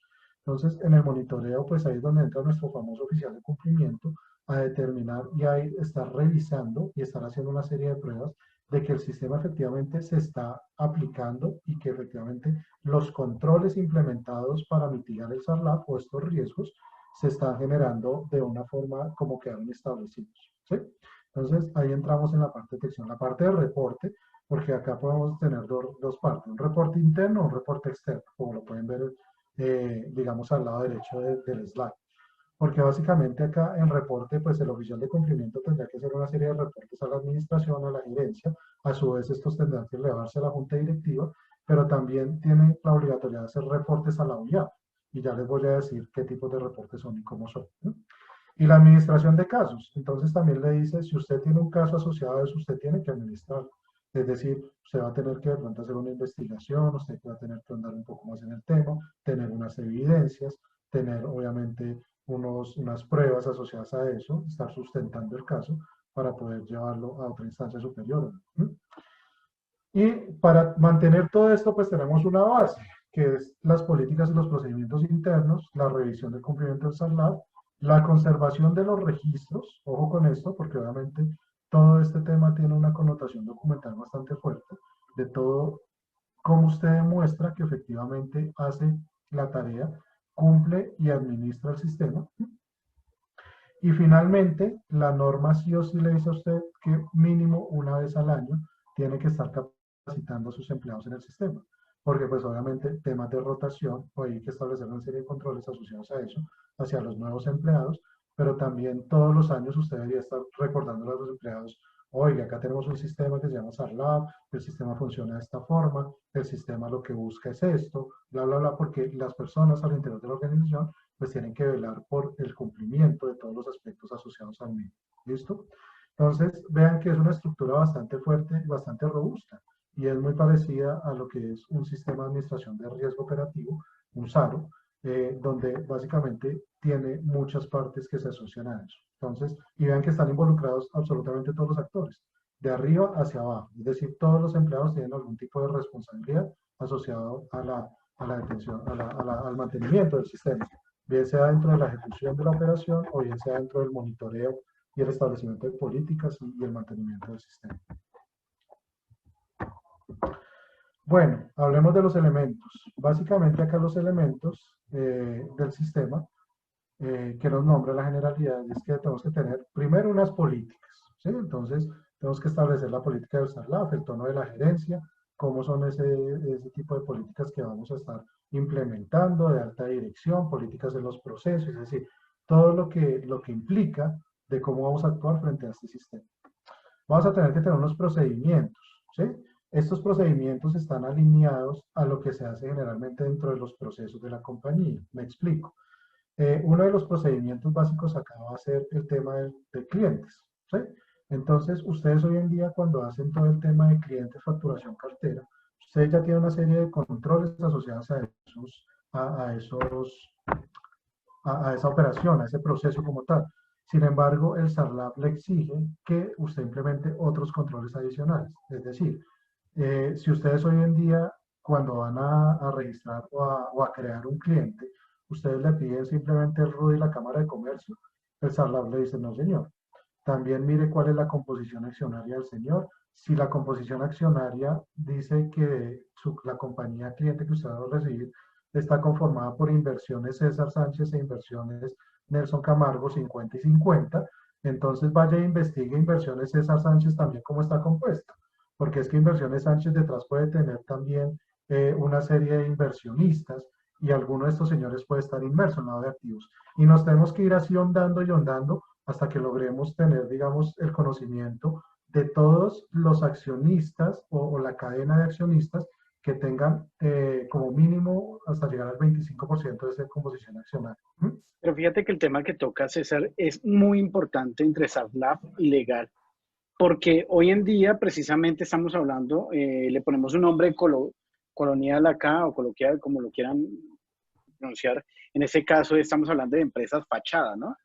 Empresas que son solamente de papel, que sirven para lavar esos activos, pero que nadie le hace ese rastreo con un buen sistema de SARLAF implementado, y más el seguimiento de los accionistas, de dónde vienen la tradición, los años con los que cuenta la compañía. No miran de pronto también detalles que las políticas de SARLAF, no sé, tú me corriges, César, que podemos incluir por lo menos desde los montos autorizados en registro ante Cámara y Comercio, o sea, capital suscrito, capital pagado, el valor nominal de las acciones. ¿Sí? Entonces acá empezamos a mezclar un poco entre legal y SARLAF para llevar un debido control interno, señores. Acá el tema es muy, muy importante porque no solamente es, como lo señaló César, o sea, tal como nos lo está indicando, no es limitarnos a revisar solamente el root y el Cámara de Comercio, que es el error de las grandes compañías o de la mayoría de compañías. Deme el root y Cámara de Comercio y miramos y miran por encima y salió. Y ahí Pero nos quedamos. precisamente, sí, ahí nos quedamos. Precisamente el buen control es mirar todo el tema accionario, composición, que sí, que va a desgastar, pero nos vamos a ahorrar muchos problemas finalmente. Y acá es donde yo me devuelvo un poco a una de las preguntas que le había realizado, de hecho, a César, y que él me la contestó que sí se podía hacer, y es hacerlo a los que no están obligados a implementar SARLAF, pero que lo pueden hacer desde ya como política interna, como un control interno, precisamente mitigando, porque claro, hoy, por lo menos en pandemia, todo el mundo buscando negocios y cualquiera llega por internet y quiero contratar una llamada telefónica, pero nadie o ninguno de nosotros nos tomamos la molestia de investigar e ir más allá con el control interno de SARLAF. Y Exacto. y vamos más allá cuando le presentamos nuestra política a ese cliente, no sé, o a ese proveedor, o a ese tercero que me pide, y le monto mi política, y ahí es donde uno realmente sabe hasta dónde ellos están dispuestos a llegar. Si es una empresa seria, si es una empresa que realmente tiene todos estos protocolos y políticas implementadas, pues no va a tener el problema o reparo alguno en llenar en 1 o 2 días el formulario y a llegárnoslo. Pero hay compañías que hemos notado con clientes que lo solicitan y las compañías no vuelven a aparecer. Y son Ni más. reacias. Sí, O te son demoran reacios, la no. información, te Sí, la embolatan, embolatan, la nunca te maquillan, la pero pasan, en fin, sí. correcto. ¿Por qué? Porque necesitan lavar activos, necesitan justificar unos costos, unos gastos inexistentes y necesitan contratar a un tercero, así realmente el servicio no lo ejecuten, resultan pagándolo y algunos dirán, ve, tan bueno, me gané este servicio, me lo pagaron, el cliente no volvió a molestar, bueno, no lo sigo consultando. No lo molesto más porque, bueno, me gané la plática, pero eso no es así de O fácil. me Muchas pagó veces. anticipado todo, entonces no lo molestemos más, siempre quietico. ¿Sí? Correcto, pero porque llevan un mal sistema de SARLAF De implementado acuerdo. o no lo hacen y no, hoy en día y con tanto que estamos viendo en nuestro país y a nivel internacional, pues hay mucho ladrón disfrazado de compañía en donde viene precisamente, o mucho, perdóname la palabra, mucho capo que necesitan lavar esos dineros y cómo lo hacen a través de empresas fachadas, pero todo esto tiene un detrás y para eso es lo que César nos está mencionando acá esas implementaciones de SARLAF y no esperemos a que seamos obligados o no esperemos a que me requiera una superintendencia, a un ente regulatorio a obligarme cuando desde ya lo puedo implementar para mitigar los riesgos que se vienen a futuro. Y más cuando yo me veo envuelto con un delito tipificado en el Código Penal y diga, no, pero ¿cómo así? Si yo no estaba obligado a implementar SARLAF y apliqué mi buena fe en contratación, no, es que su buena fe en esto no aplica, usted debe haberse por lo menos revisado Cerciorado. y cerciorado de los mínimos riesgos que puede haber tomado en una contratación. Si es que De no bastó con la acuerdo. llamada.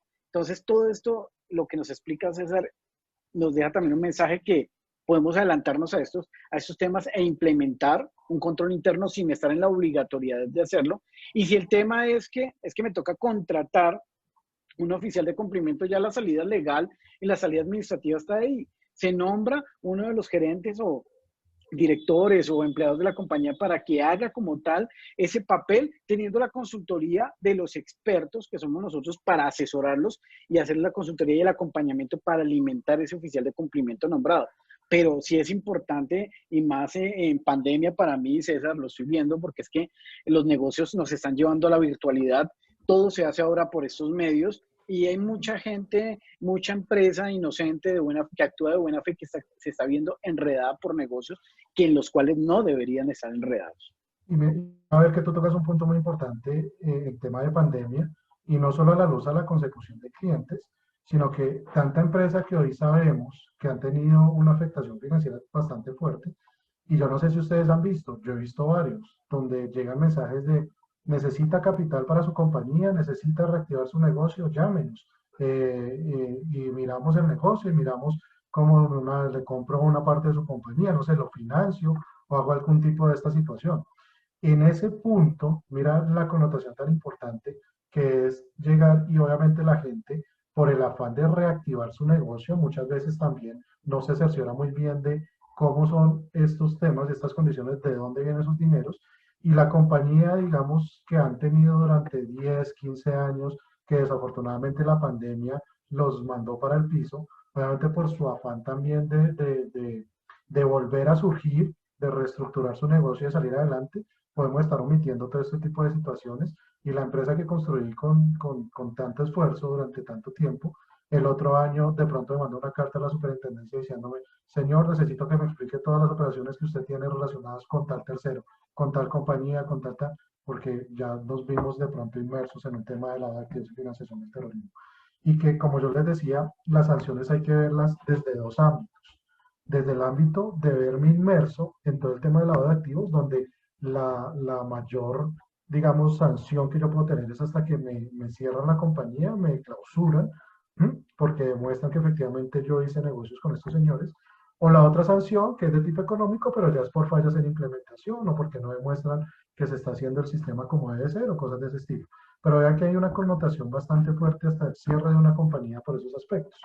Entonces, es bastante importante tener estos procedimientos muy fuertes y muy robustos hacia la luz del SARLAC.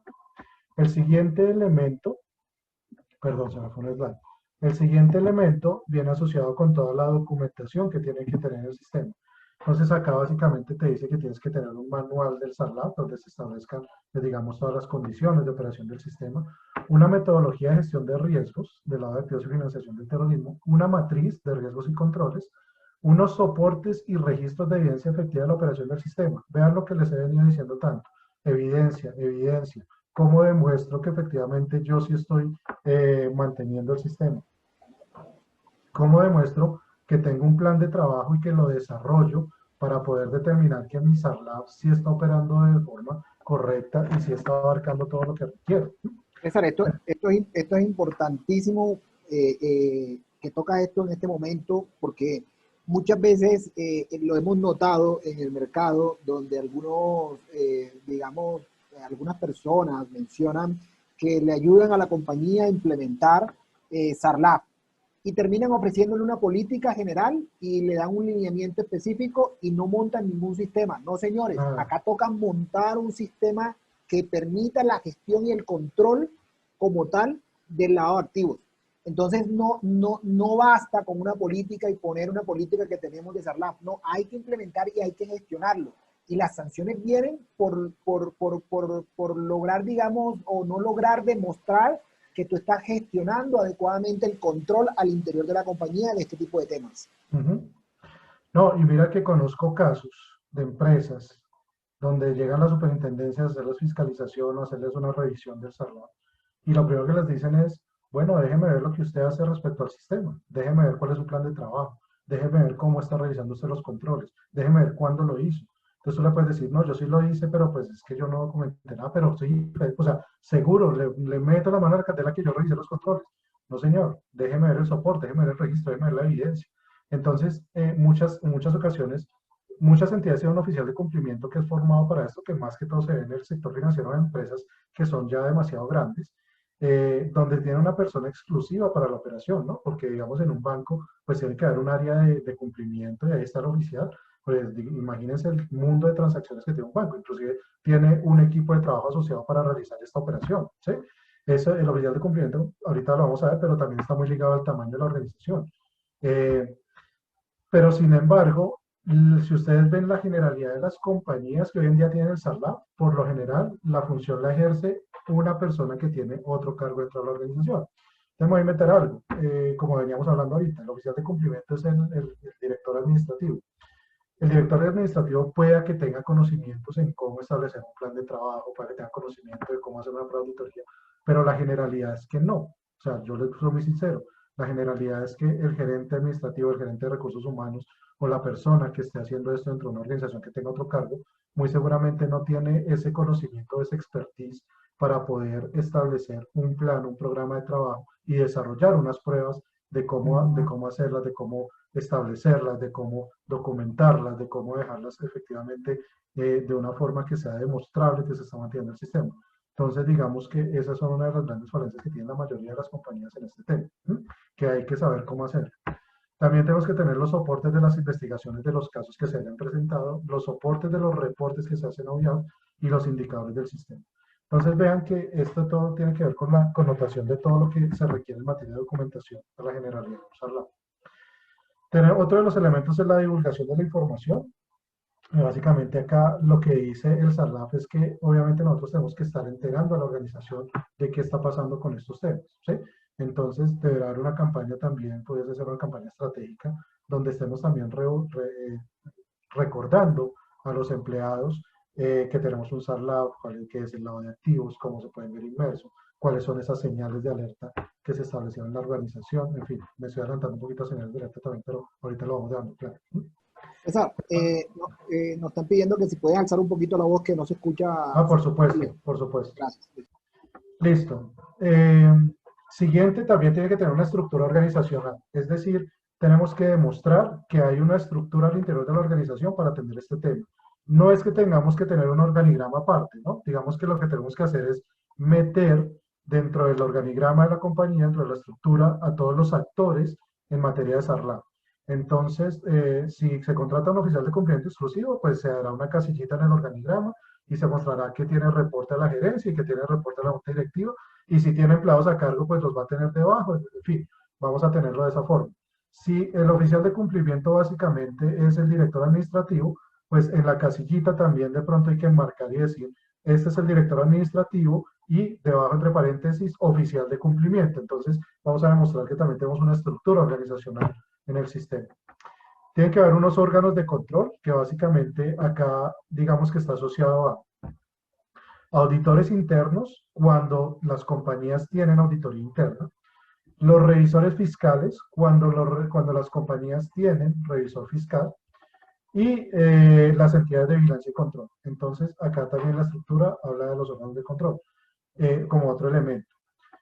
El siguiente elemento es la capacitación, que básicamente, como les mencionaba ahorita, la capacitación es capacitación inicial cuando se implementa el sistema y capacitación anual, mínimo una vez al año a todos los empleados de la organización.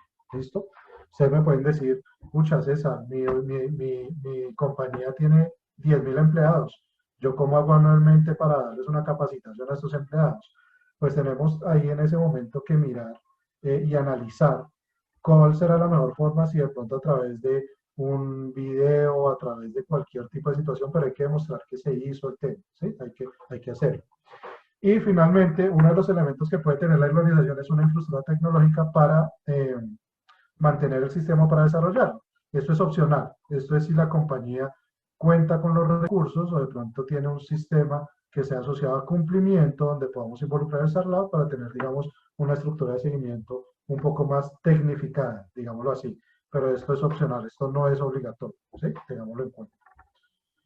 Bueno, después de los elementos del sistema, pasemos a mirar las etapas. Las etapas del sistema están muy ligadas a la generalidad de un sistema de gestión de riesgos, bien sea un SARO o bien sea un SARO a través de COSO RM, o sea a través de ISO 31000, o el que ustedes conozcan o el que tengan. Básicamente les dice, acá hay que hacer 4 pasos. Lo primero que usted tiene que hacer es identificar los riesgos, ¿sí? Cuando usted identifica los riesgos, son asociados a la operación que realiza su compañía. Ahí es donde tenemos que mirar cuáles son esos riesgos asociados a la actividad y financiación del terrorismo, ¿sí? Y es bastante importante que se identifiquen también las causas, es decir, lo que origina ese riesgo y cuáles son los factores de los riesgos, es decir, quién genera el riesgo. Cuando hablamos de factores de riesgos, tengamos en cuenta que, por lo general, las metodologías de riesgos asocian 5 factores de riesgos generales. Uno, que somos las personas como principal factor de riesgo. Otro, que son los procesos, cuando hay fallas en la determinación y la estructura de los procesos. Otro, que es la tecnología, cuando hay falencias en temas tecnológicos, es decir, cuando se caen los servidores, cuando se cae el correo, cuando tenemos tercerizado el tema, no sé, de internet. Todos estos son temas de factores de riesgos. Otro, que es la infraestructura, que básicamente tiene que ver con las instalaciones, todo eso.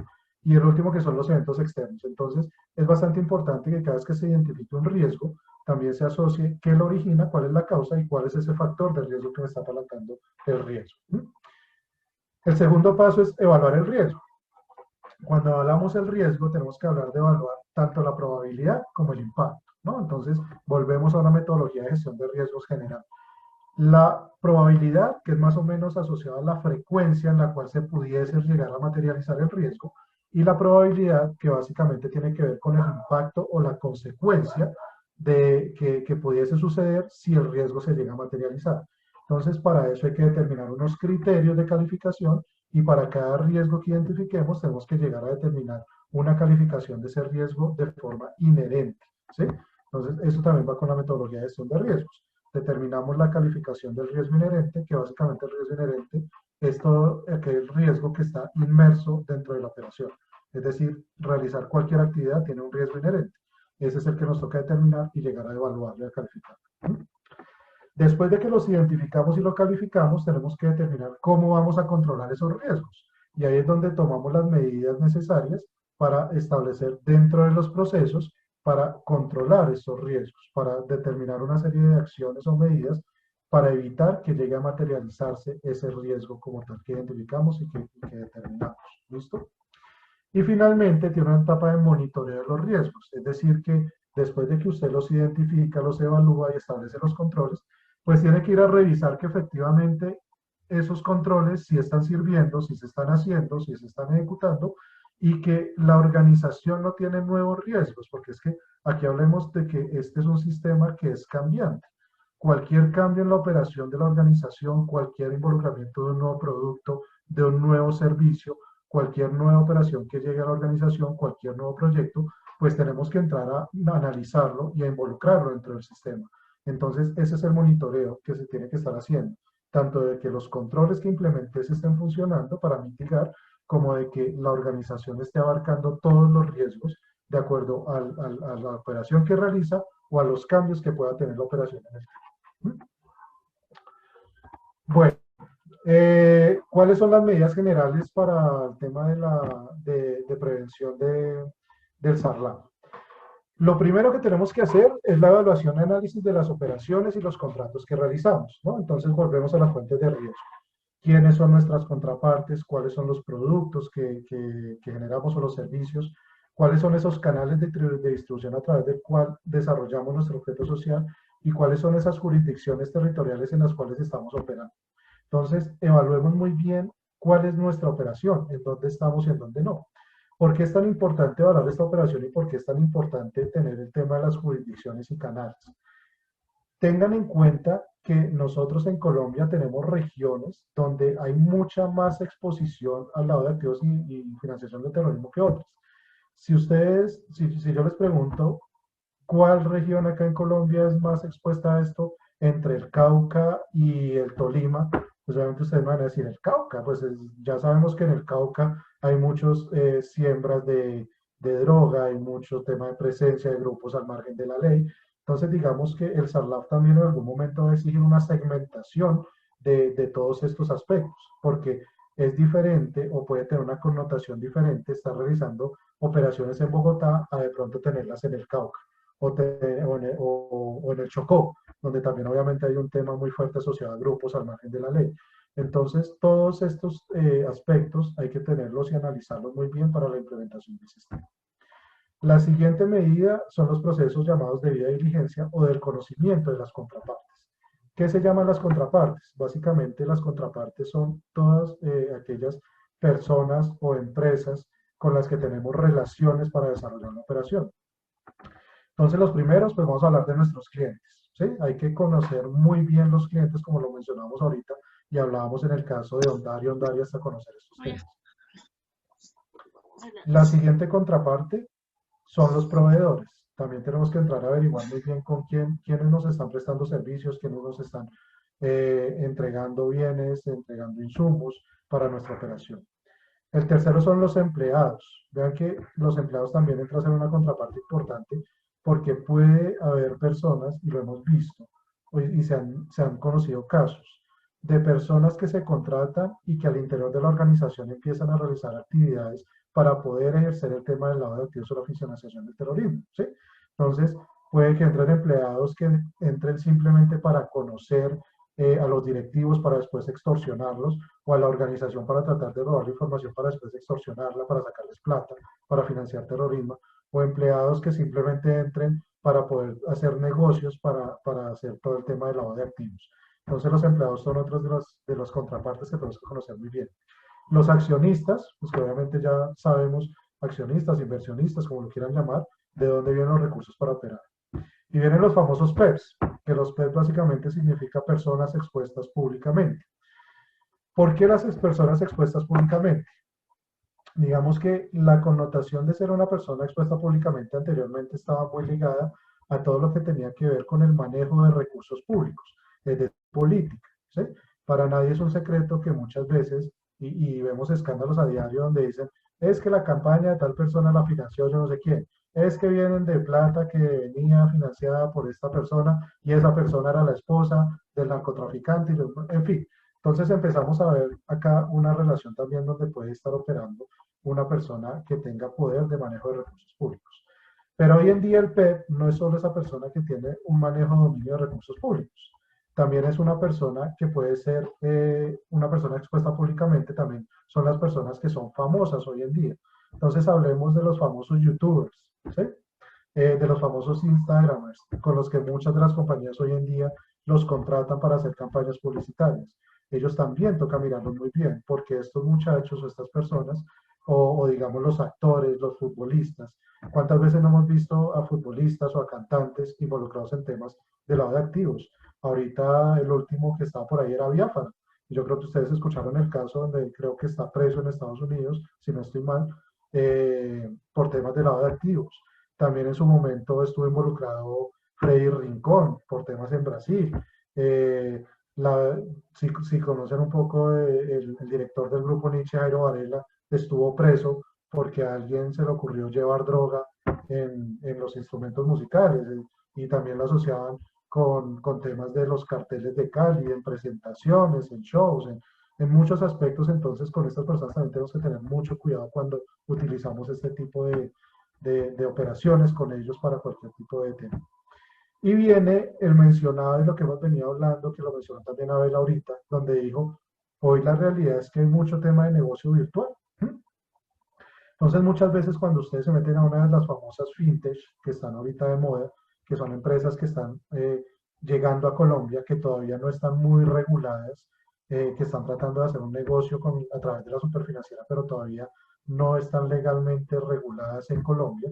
Ellos, vea, he tenido más o menos unos 5 casos de que me han llamado para que les ayude a implementar Sarlap a los fintech, porque ellos necesitan meter su negocio en Colombia. Pero pues digamos que están en una pelea con la superfinanciera por la afectación que puede llegar a tener esto a los negocios de los grandes bancos y todo eso. Entonces, cuando nosotros hacemos un tema de estos o cuando ustedes de pronto hacen un negocio por una plataforma o muchas veces nosotros inclusive compramos algo por Mercado Libre, pero nosotros no tenemos ni idea de quién nos lo está vendiendo. O sea, no sabemos. Simple y sencillamente yo me meto a Mercado Libre, yo entro, compro unos tenis, pero yo no sé si esos tenis son del cartel de Medellín. O sea, no tengo la menor idea, porque yo simplemente entro, hay una oferta, hay algo bueno y compro y salgo, ¿sí? Esos negocios, digamos, estoy dando un ejemplo mínimo, pero pueden haber negocios de ese tipo virtual a grandes escalas por las compañías, ¿sí? Digamos, una empresa, voy a inventar algo, Bodytech, ve que en Mercado Libre están vendiendo bicicletas estáticas a 500.000 pesos, cuando todos sabemos que una bicicleta estática por lo general tiene un costo de 1.000.000 de pesos, pero pues como la están ofreciendo por Mercado Libre, entra Bodytech y dice, yo necesito 100. Entonces, verás, ya es un negocio grande, pero usted no sabe con quién está haciendo ese negocio. Entonces después se puede ver inmerso en todos estos temas de negocios virtuales y no presenciales. Entonces esto también es algo que ha involucrado las últimas normas asociadas a SARLA. El siguiente medida general es reglamentar el manejo del efectivo. Ustedes me dirán, pero ya hoy en día casi nadie maneja efectivo, pero es que ahí toca mirar el tipo de negocio que se realiza, el tipo de negocio del que estamos hablando. Hablemos de un almacén como Arturo Calle, como Bossi, como los que tienen así, son cadenas de grandes almacenes. Hoy en día todavía manejan mucho tema en efectivo, ¿cierto? Entonces hay que tratar de reglamentar todo ese manejo del efectivo. Si llega alguien mañana a Bossi y compra 50 pares de zapatos, pues muy seguramente Bossi le va a decir, yo le vendo los 50 pares de zapatos, pero hágame el favor y me llena este formulario para ver de dónde vienen sus ingresos. Entonces hay que tener un reglamento del manejo del efectivo fuerte. Si usted es una compañía pues que simplemente maneja una caja menor, pues no se estrese por reglamentar el efectivo, porque pues básicamente si usted no tiene mayor tema asociado a estos dineros, pues no hay ningún problema. Y ya viene otra medida general que es el resto de medidas que estamos hablando básicamente de lo que venimos hablando ahorita, que son los controles. Entonces, ¿controles en qué? En celebración y ejecución de contratos, en herramientas para identificar operaciones sospechosas y en los soportes de las operaciones como tal. Entonces vean que hay una serie de medidas asociadas y estas son las generalidades para mantenerlas en el sistema. Bueno, ya seguimos con los instrumentos del sistema. Entonces, ¿a qué se le llaman los instrumentos? Digamos que son una serie de aspectos que ya hemos venido nombrando anteriormente, que los vamos a detallar un poquito acá para que los tengamos en cuenta dentro de la implementación del sistema. Entonces, digamos que la primera, estamos hablando de los que son las llamadas señales de alerta. ¿Y qué son las señales de alerta? Pues básicamente son una serie de indicadores de tipo cualitativo o cuantitativo que le pueden indicar a usted que algo sospechoso está pasando, es decir, que se está saliendo del curso normal de la operación del negocio. Hay que desarrollarlas y hay que implementarlas, porque por lo general las compañías, por lo general, tienen sus operaciones muy en línea recta. Cuando algo se sale de esa línea recta es cuando puede ser un indicador de que algo está sucediendo. Entonces, eso toca implementar. La segmentación de los factores de riesgo, como se los mencioné ahorita, es importante tener claridad de los tipos de clientes que tenemos, los tipos de proveedores, los tipos de productos, las jurisdicciones donde estamos operando, porque digamos que el sistema es moldeable a que usted, digamos que si usted tiene una operación con un cliente que básicamente le vende usted 1.000.000 de pesos mensuales, pues no le meta mucho esfuerzo, ¿sí? Porque obviamente es un tema mínimo de recursos y muy seguramente es menos posible o menos factible que sea alguien que lave dinero o haga algún tipo de esta actividad. Diferente cuando usted tiene un cliente al que le vende 500 millones de pesos mensuales. A ese es al que toca entrar a conocer muy bien, ver cómo hace su operación, él cómo está manejando sus temas. Sí, porque obviamente hay un mayor riesgo asociado a estos aspectos. Entonces ahí es donde entra todo el tema de segmentación, que es importante desarrollarlo para hacer también un sistema efectivo y que no se vuelva tan engorroso, ¿sí? Porque muchas veces usted me dice, no, lo que pasa es que yo tengo, yo tengo una base de datos de 1.000 clientes, pero pues de esos 1.000 clientes únicamente 100 son los que me dan el 95% de los ingresos, pues vamos a enfocarnos en esos 95 clientes. No quiere decir que a los otros 4.900 no les vamos a hacer nada, seguramente sí les vamos a hacer algo, pero no vamos a entrar en tal profundidad como en esos 100 clientes que son los que realmente pueden tener algún riesgo asociado al tema. Hay que hacer un seguimiento a las operaciones, que es lo que ya hemos venido mencionando, y hay que hacer una consolidación de operaciones. Es decir, voy a poner otra vez el ejemplo de Bosi. Si hoy llega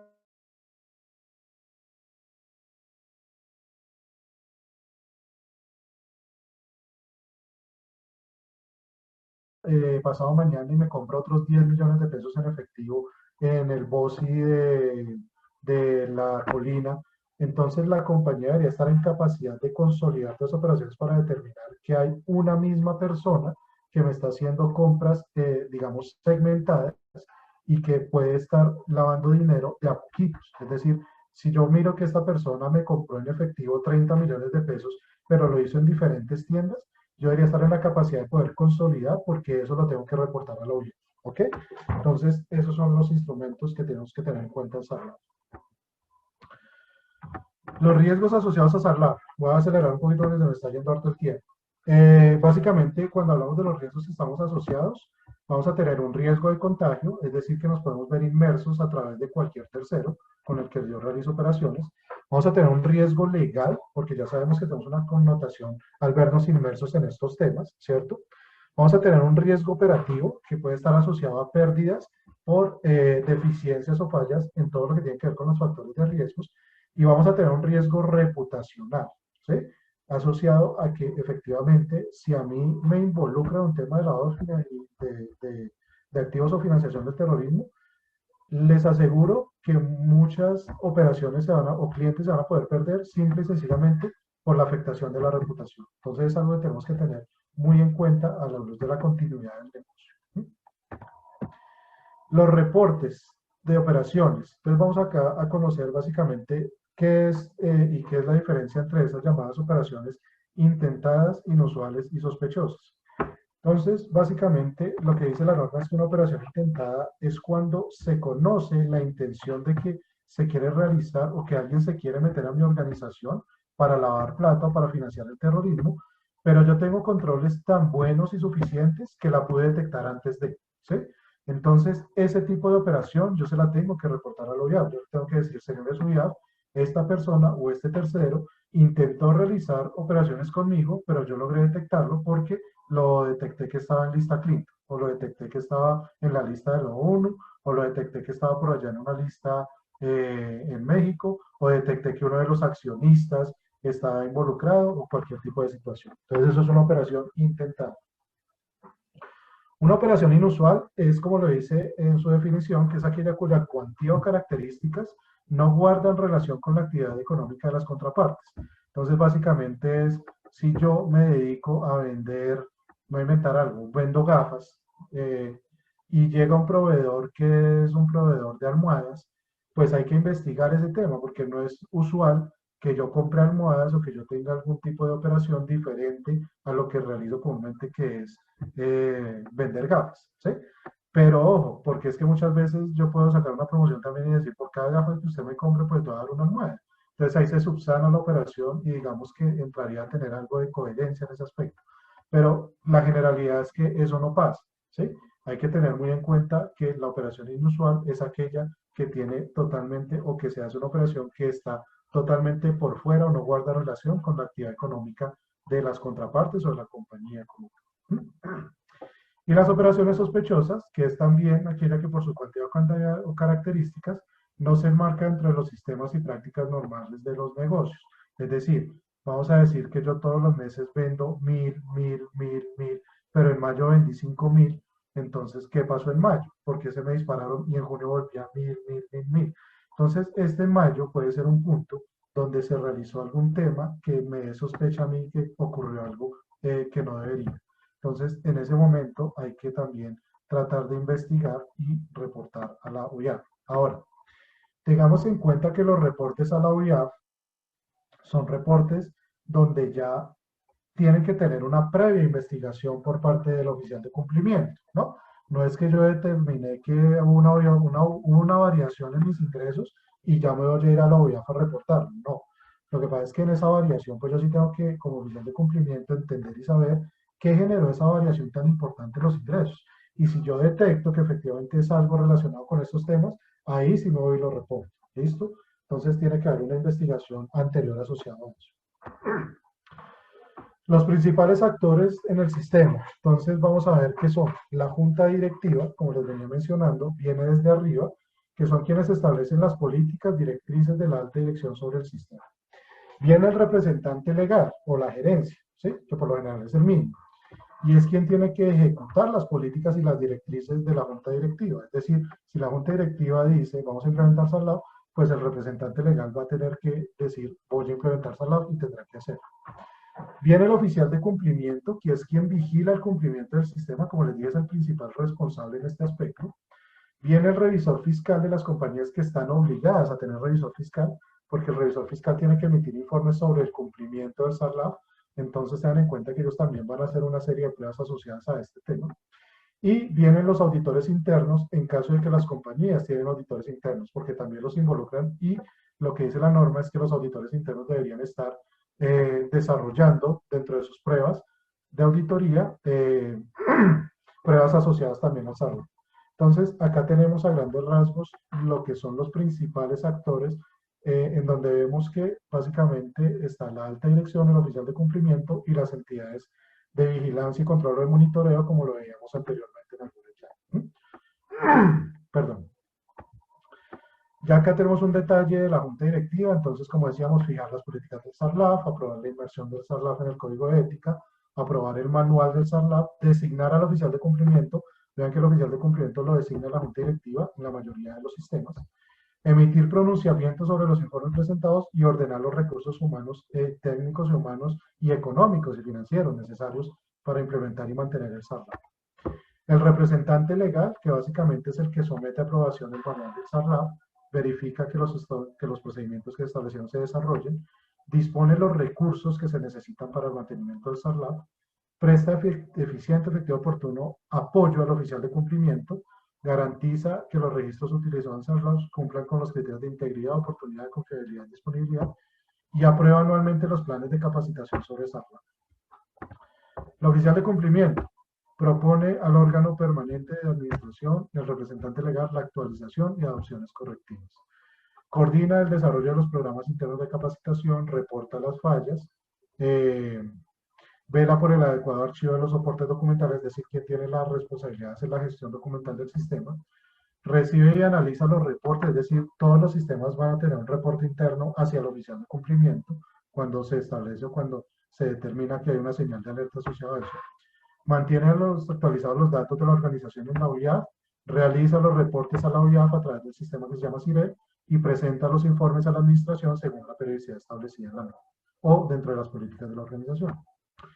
El revisor fiscal básicamente revisa el SARLAF, recomienda controles asociados a SARLAF, pone en conocimiento oficial de cumplimiento cualquier situación que él pueda detectar a través de sus pruebas relacionadas con SARLAF y reporta todas las operaciones sospechosas que se detecte en cuanto a su función.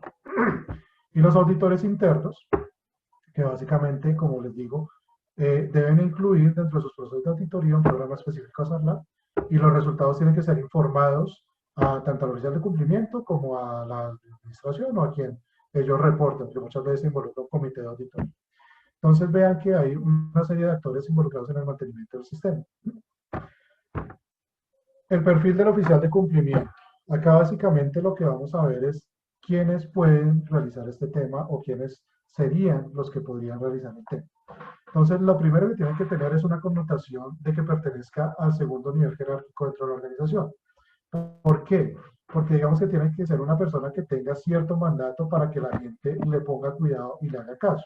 Entonces, es bastante importante que esto sea una persona de un cargo directivo relativamente alto. Tener la capacidad decisoria frente a los temas de SARLAF, por eso necesitamos que sea una persona de nivel jerárquico alto. La designación está a cargo de la junta directiva, como ya lo vimos. Estar apoyado por un equipo de trabajo humano y técnico de acuerdo al tamaño de la organización, ¿sí? Es importante saber que el oficial de cumplimiento puede ser uno o puede ser uno más su equipo de trabajo si la organización es muy grande. Contar con el efectivo apoyo de los órganos de administración y control, como ya lo vimos. Ojo con esto, acreditar experiencia y conocimientos en administración de riesgos. Acreditar estudios en administración de riesgos o SARLAF, tendrá que hacer un diplomado y tiene que hacer un curso en la OIAF a través del sistema que es el CIRE. Tiene que ser empleado en la organización, como ya lo dijimos, y ojo, no puede pertenecer a los órganos de control o a las actividades que están vinculadas o pueda tener conflicto de interés en realizar esta función. Por ejemplo, si ustedes nombran al oficial de cumplimiento, como oficial de cumplimiento al gerente comercial, por tener metas de ventas, puede estar omitiendo la realización de algunos controles o estar pasando por alto si llega un cliente que pueda tener algún tema de asocio a la actividad o financiación del terrorismo. Entonces es bastante importante que acá tengamos una persona que sea totalmente independiente a esas actividades de la organización. Eso es bastante importante para el oficial de cumplimiento para evitar ese tema de conflicto de intereses. Tampoco el director de compras, que también, digamos, por realizar una función más eficiente, pudiese estar aceptando un proveedor que esté con estos temas y pasar por alto los controles. Entonces hay que tener hay que analizar muy bien en el momento en que el oficial de cumplimiento sea una persona que ya desarrolla otra función dentro de la organización, a quién se lo vamos a entregar, quién sería idóneo para realizar esta función. Y por último, ya para terminar esta presentación, les voy a presentar los reportes que generalmente se hacen, ¿no? Esto depende de cada regulación. Entonces hay una serie de reportes internos. ¿Cuáles? De las personas de los procesos al oficial de cumplimiento. ¿Qué le van a reportar? Pues le van a reportar todas las operaciones sospechosas e intentadas inusuales. Los primeros que se dan cuenta de esto son los empleados que están dentro del proceso.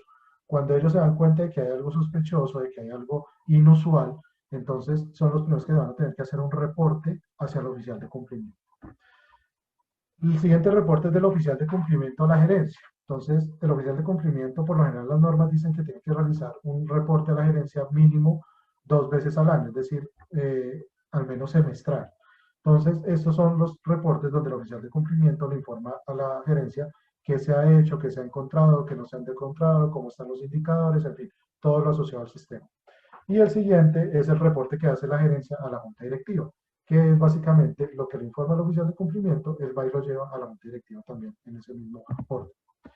Y hacia la parte externa, nosotros tenemos que reportar a la OIAF todo lo que son las operaciones sospechosas e intentadas inusuales validadas, ¿no? Que ya hablamos de ese tema. Pero ojo porque también tenemos que reportarle las transacciones individuales o en conjunto de un mismo tercero que supere el límite de la norma. Hay normas que establecen 5 millones, hay normas que establecen 10 millones. Dependiendo de la norma, si, digamos, ustedes encuentran una persona que hizo una transacción en efectivo que supere estos valores, se lo vamos a tener que reportar a la unidad. Y ojo, porque digamos que cuando usted implementa el sistema, también va a tener que reportar la ausencia de estas operaciones. Es decir, si usted tiene la obligación trimestral de reporte a la OIAP, usted trimestralmente, si no hay operaciones, también le tiene que decir a la OIAP, señores OIAP, no tengo operaciones sospechosas durante este trimestre. Entonces, eso también tiene una connotación de reportes a la OIAP. Ojo, la periodicidad de los reportes depende de la regulación. Hay unos que tienen que reportar mensual, otros son trimestrales, otros inclusive creo que son semestrales. Entonces hay que ver la norma que le aplica a cada compañía para implementar estos temas de reportes a OIAP. Y bueno, hasta acá llegamos. Tratamos de abarcar todos los temas asociados al sistema. Como ustedes pueden darse cuenta, hay mucha tela donde cortar, hay muchos temas asociados a SARLAB. Tratamos de andar en lo que consideramos más importante y más relevante. Sé que van a quedar muchas dudas. Si quieren, hagamos un espacio acá de preguntas y respuestas a esas preguntas. Y digamos que si ya no nos alcanza el tiempo, obviamente están nuestros contactos, después podemos hacerlos. Si queremos saber si realmente estamos obligados, yo como particularmente lo miramos, en fin, todo este tipo de situaciones asociadas a esto. Entonces, a ver, te dejo la palabra. Tienes el micrófono apagado. Muchas gracias, César. Efectivamente, bueno, el tiempo fue justo, estimamos 2 horas aproximadamente de 4 a 6 de la tarde. Debemos tener en cuenta que se perdieron algunos minutos, es por la gente que iba ingresando pues un poco más tarde, pero bueno. En ese tema, finalmente, bueno, quedan muchas dudas, muchas dudas por atender. La presentación es algo extensa finalmente porque no es un tema fácil de entender. Señores, pero igual, como le dice César, veo que no se le van preguntas en el chat a lo largo de la presentación, entonces entendemos que pues todo fue claro. Igual nos preguntan acá que si vamos a repartir, a distribuir la presentación. Claro que sí, Paola Rubio, nuestra directora comercial, les estará enviando al email en el cual ustedes escribieron y el que reportaron en el formulario de registro, estará enviando la presentación. Entre hoy y mañana estará compartiéndola igual.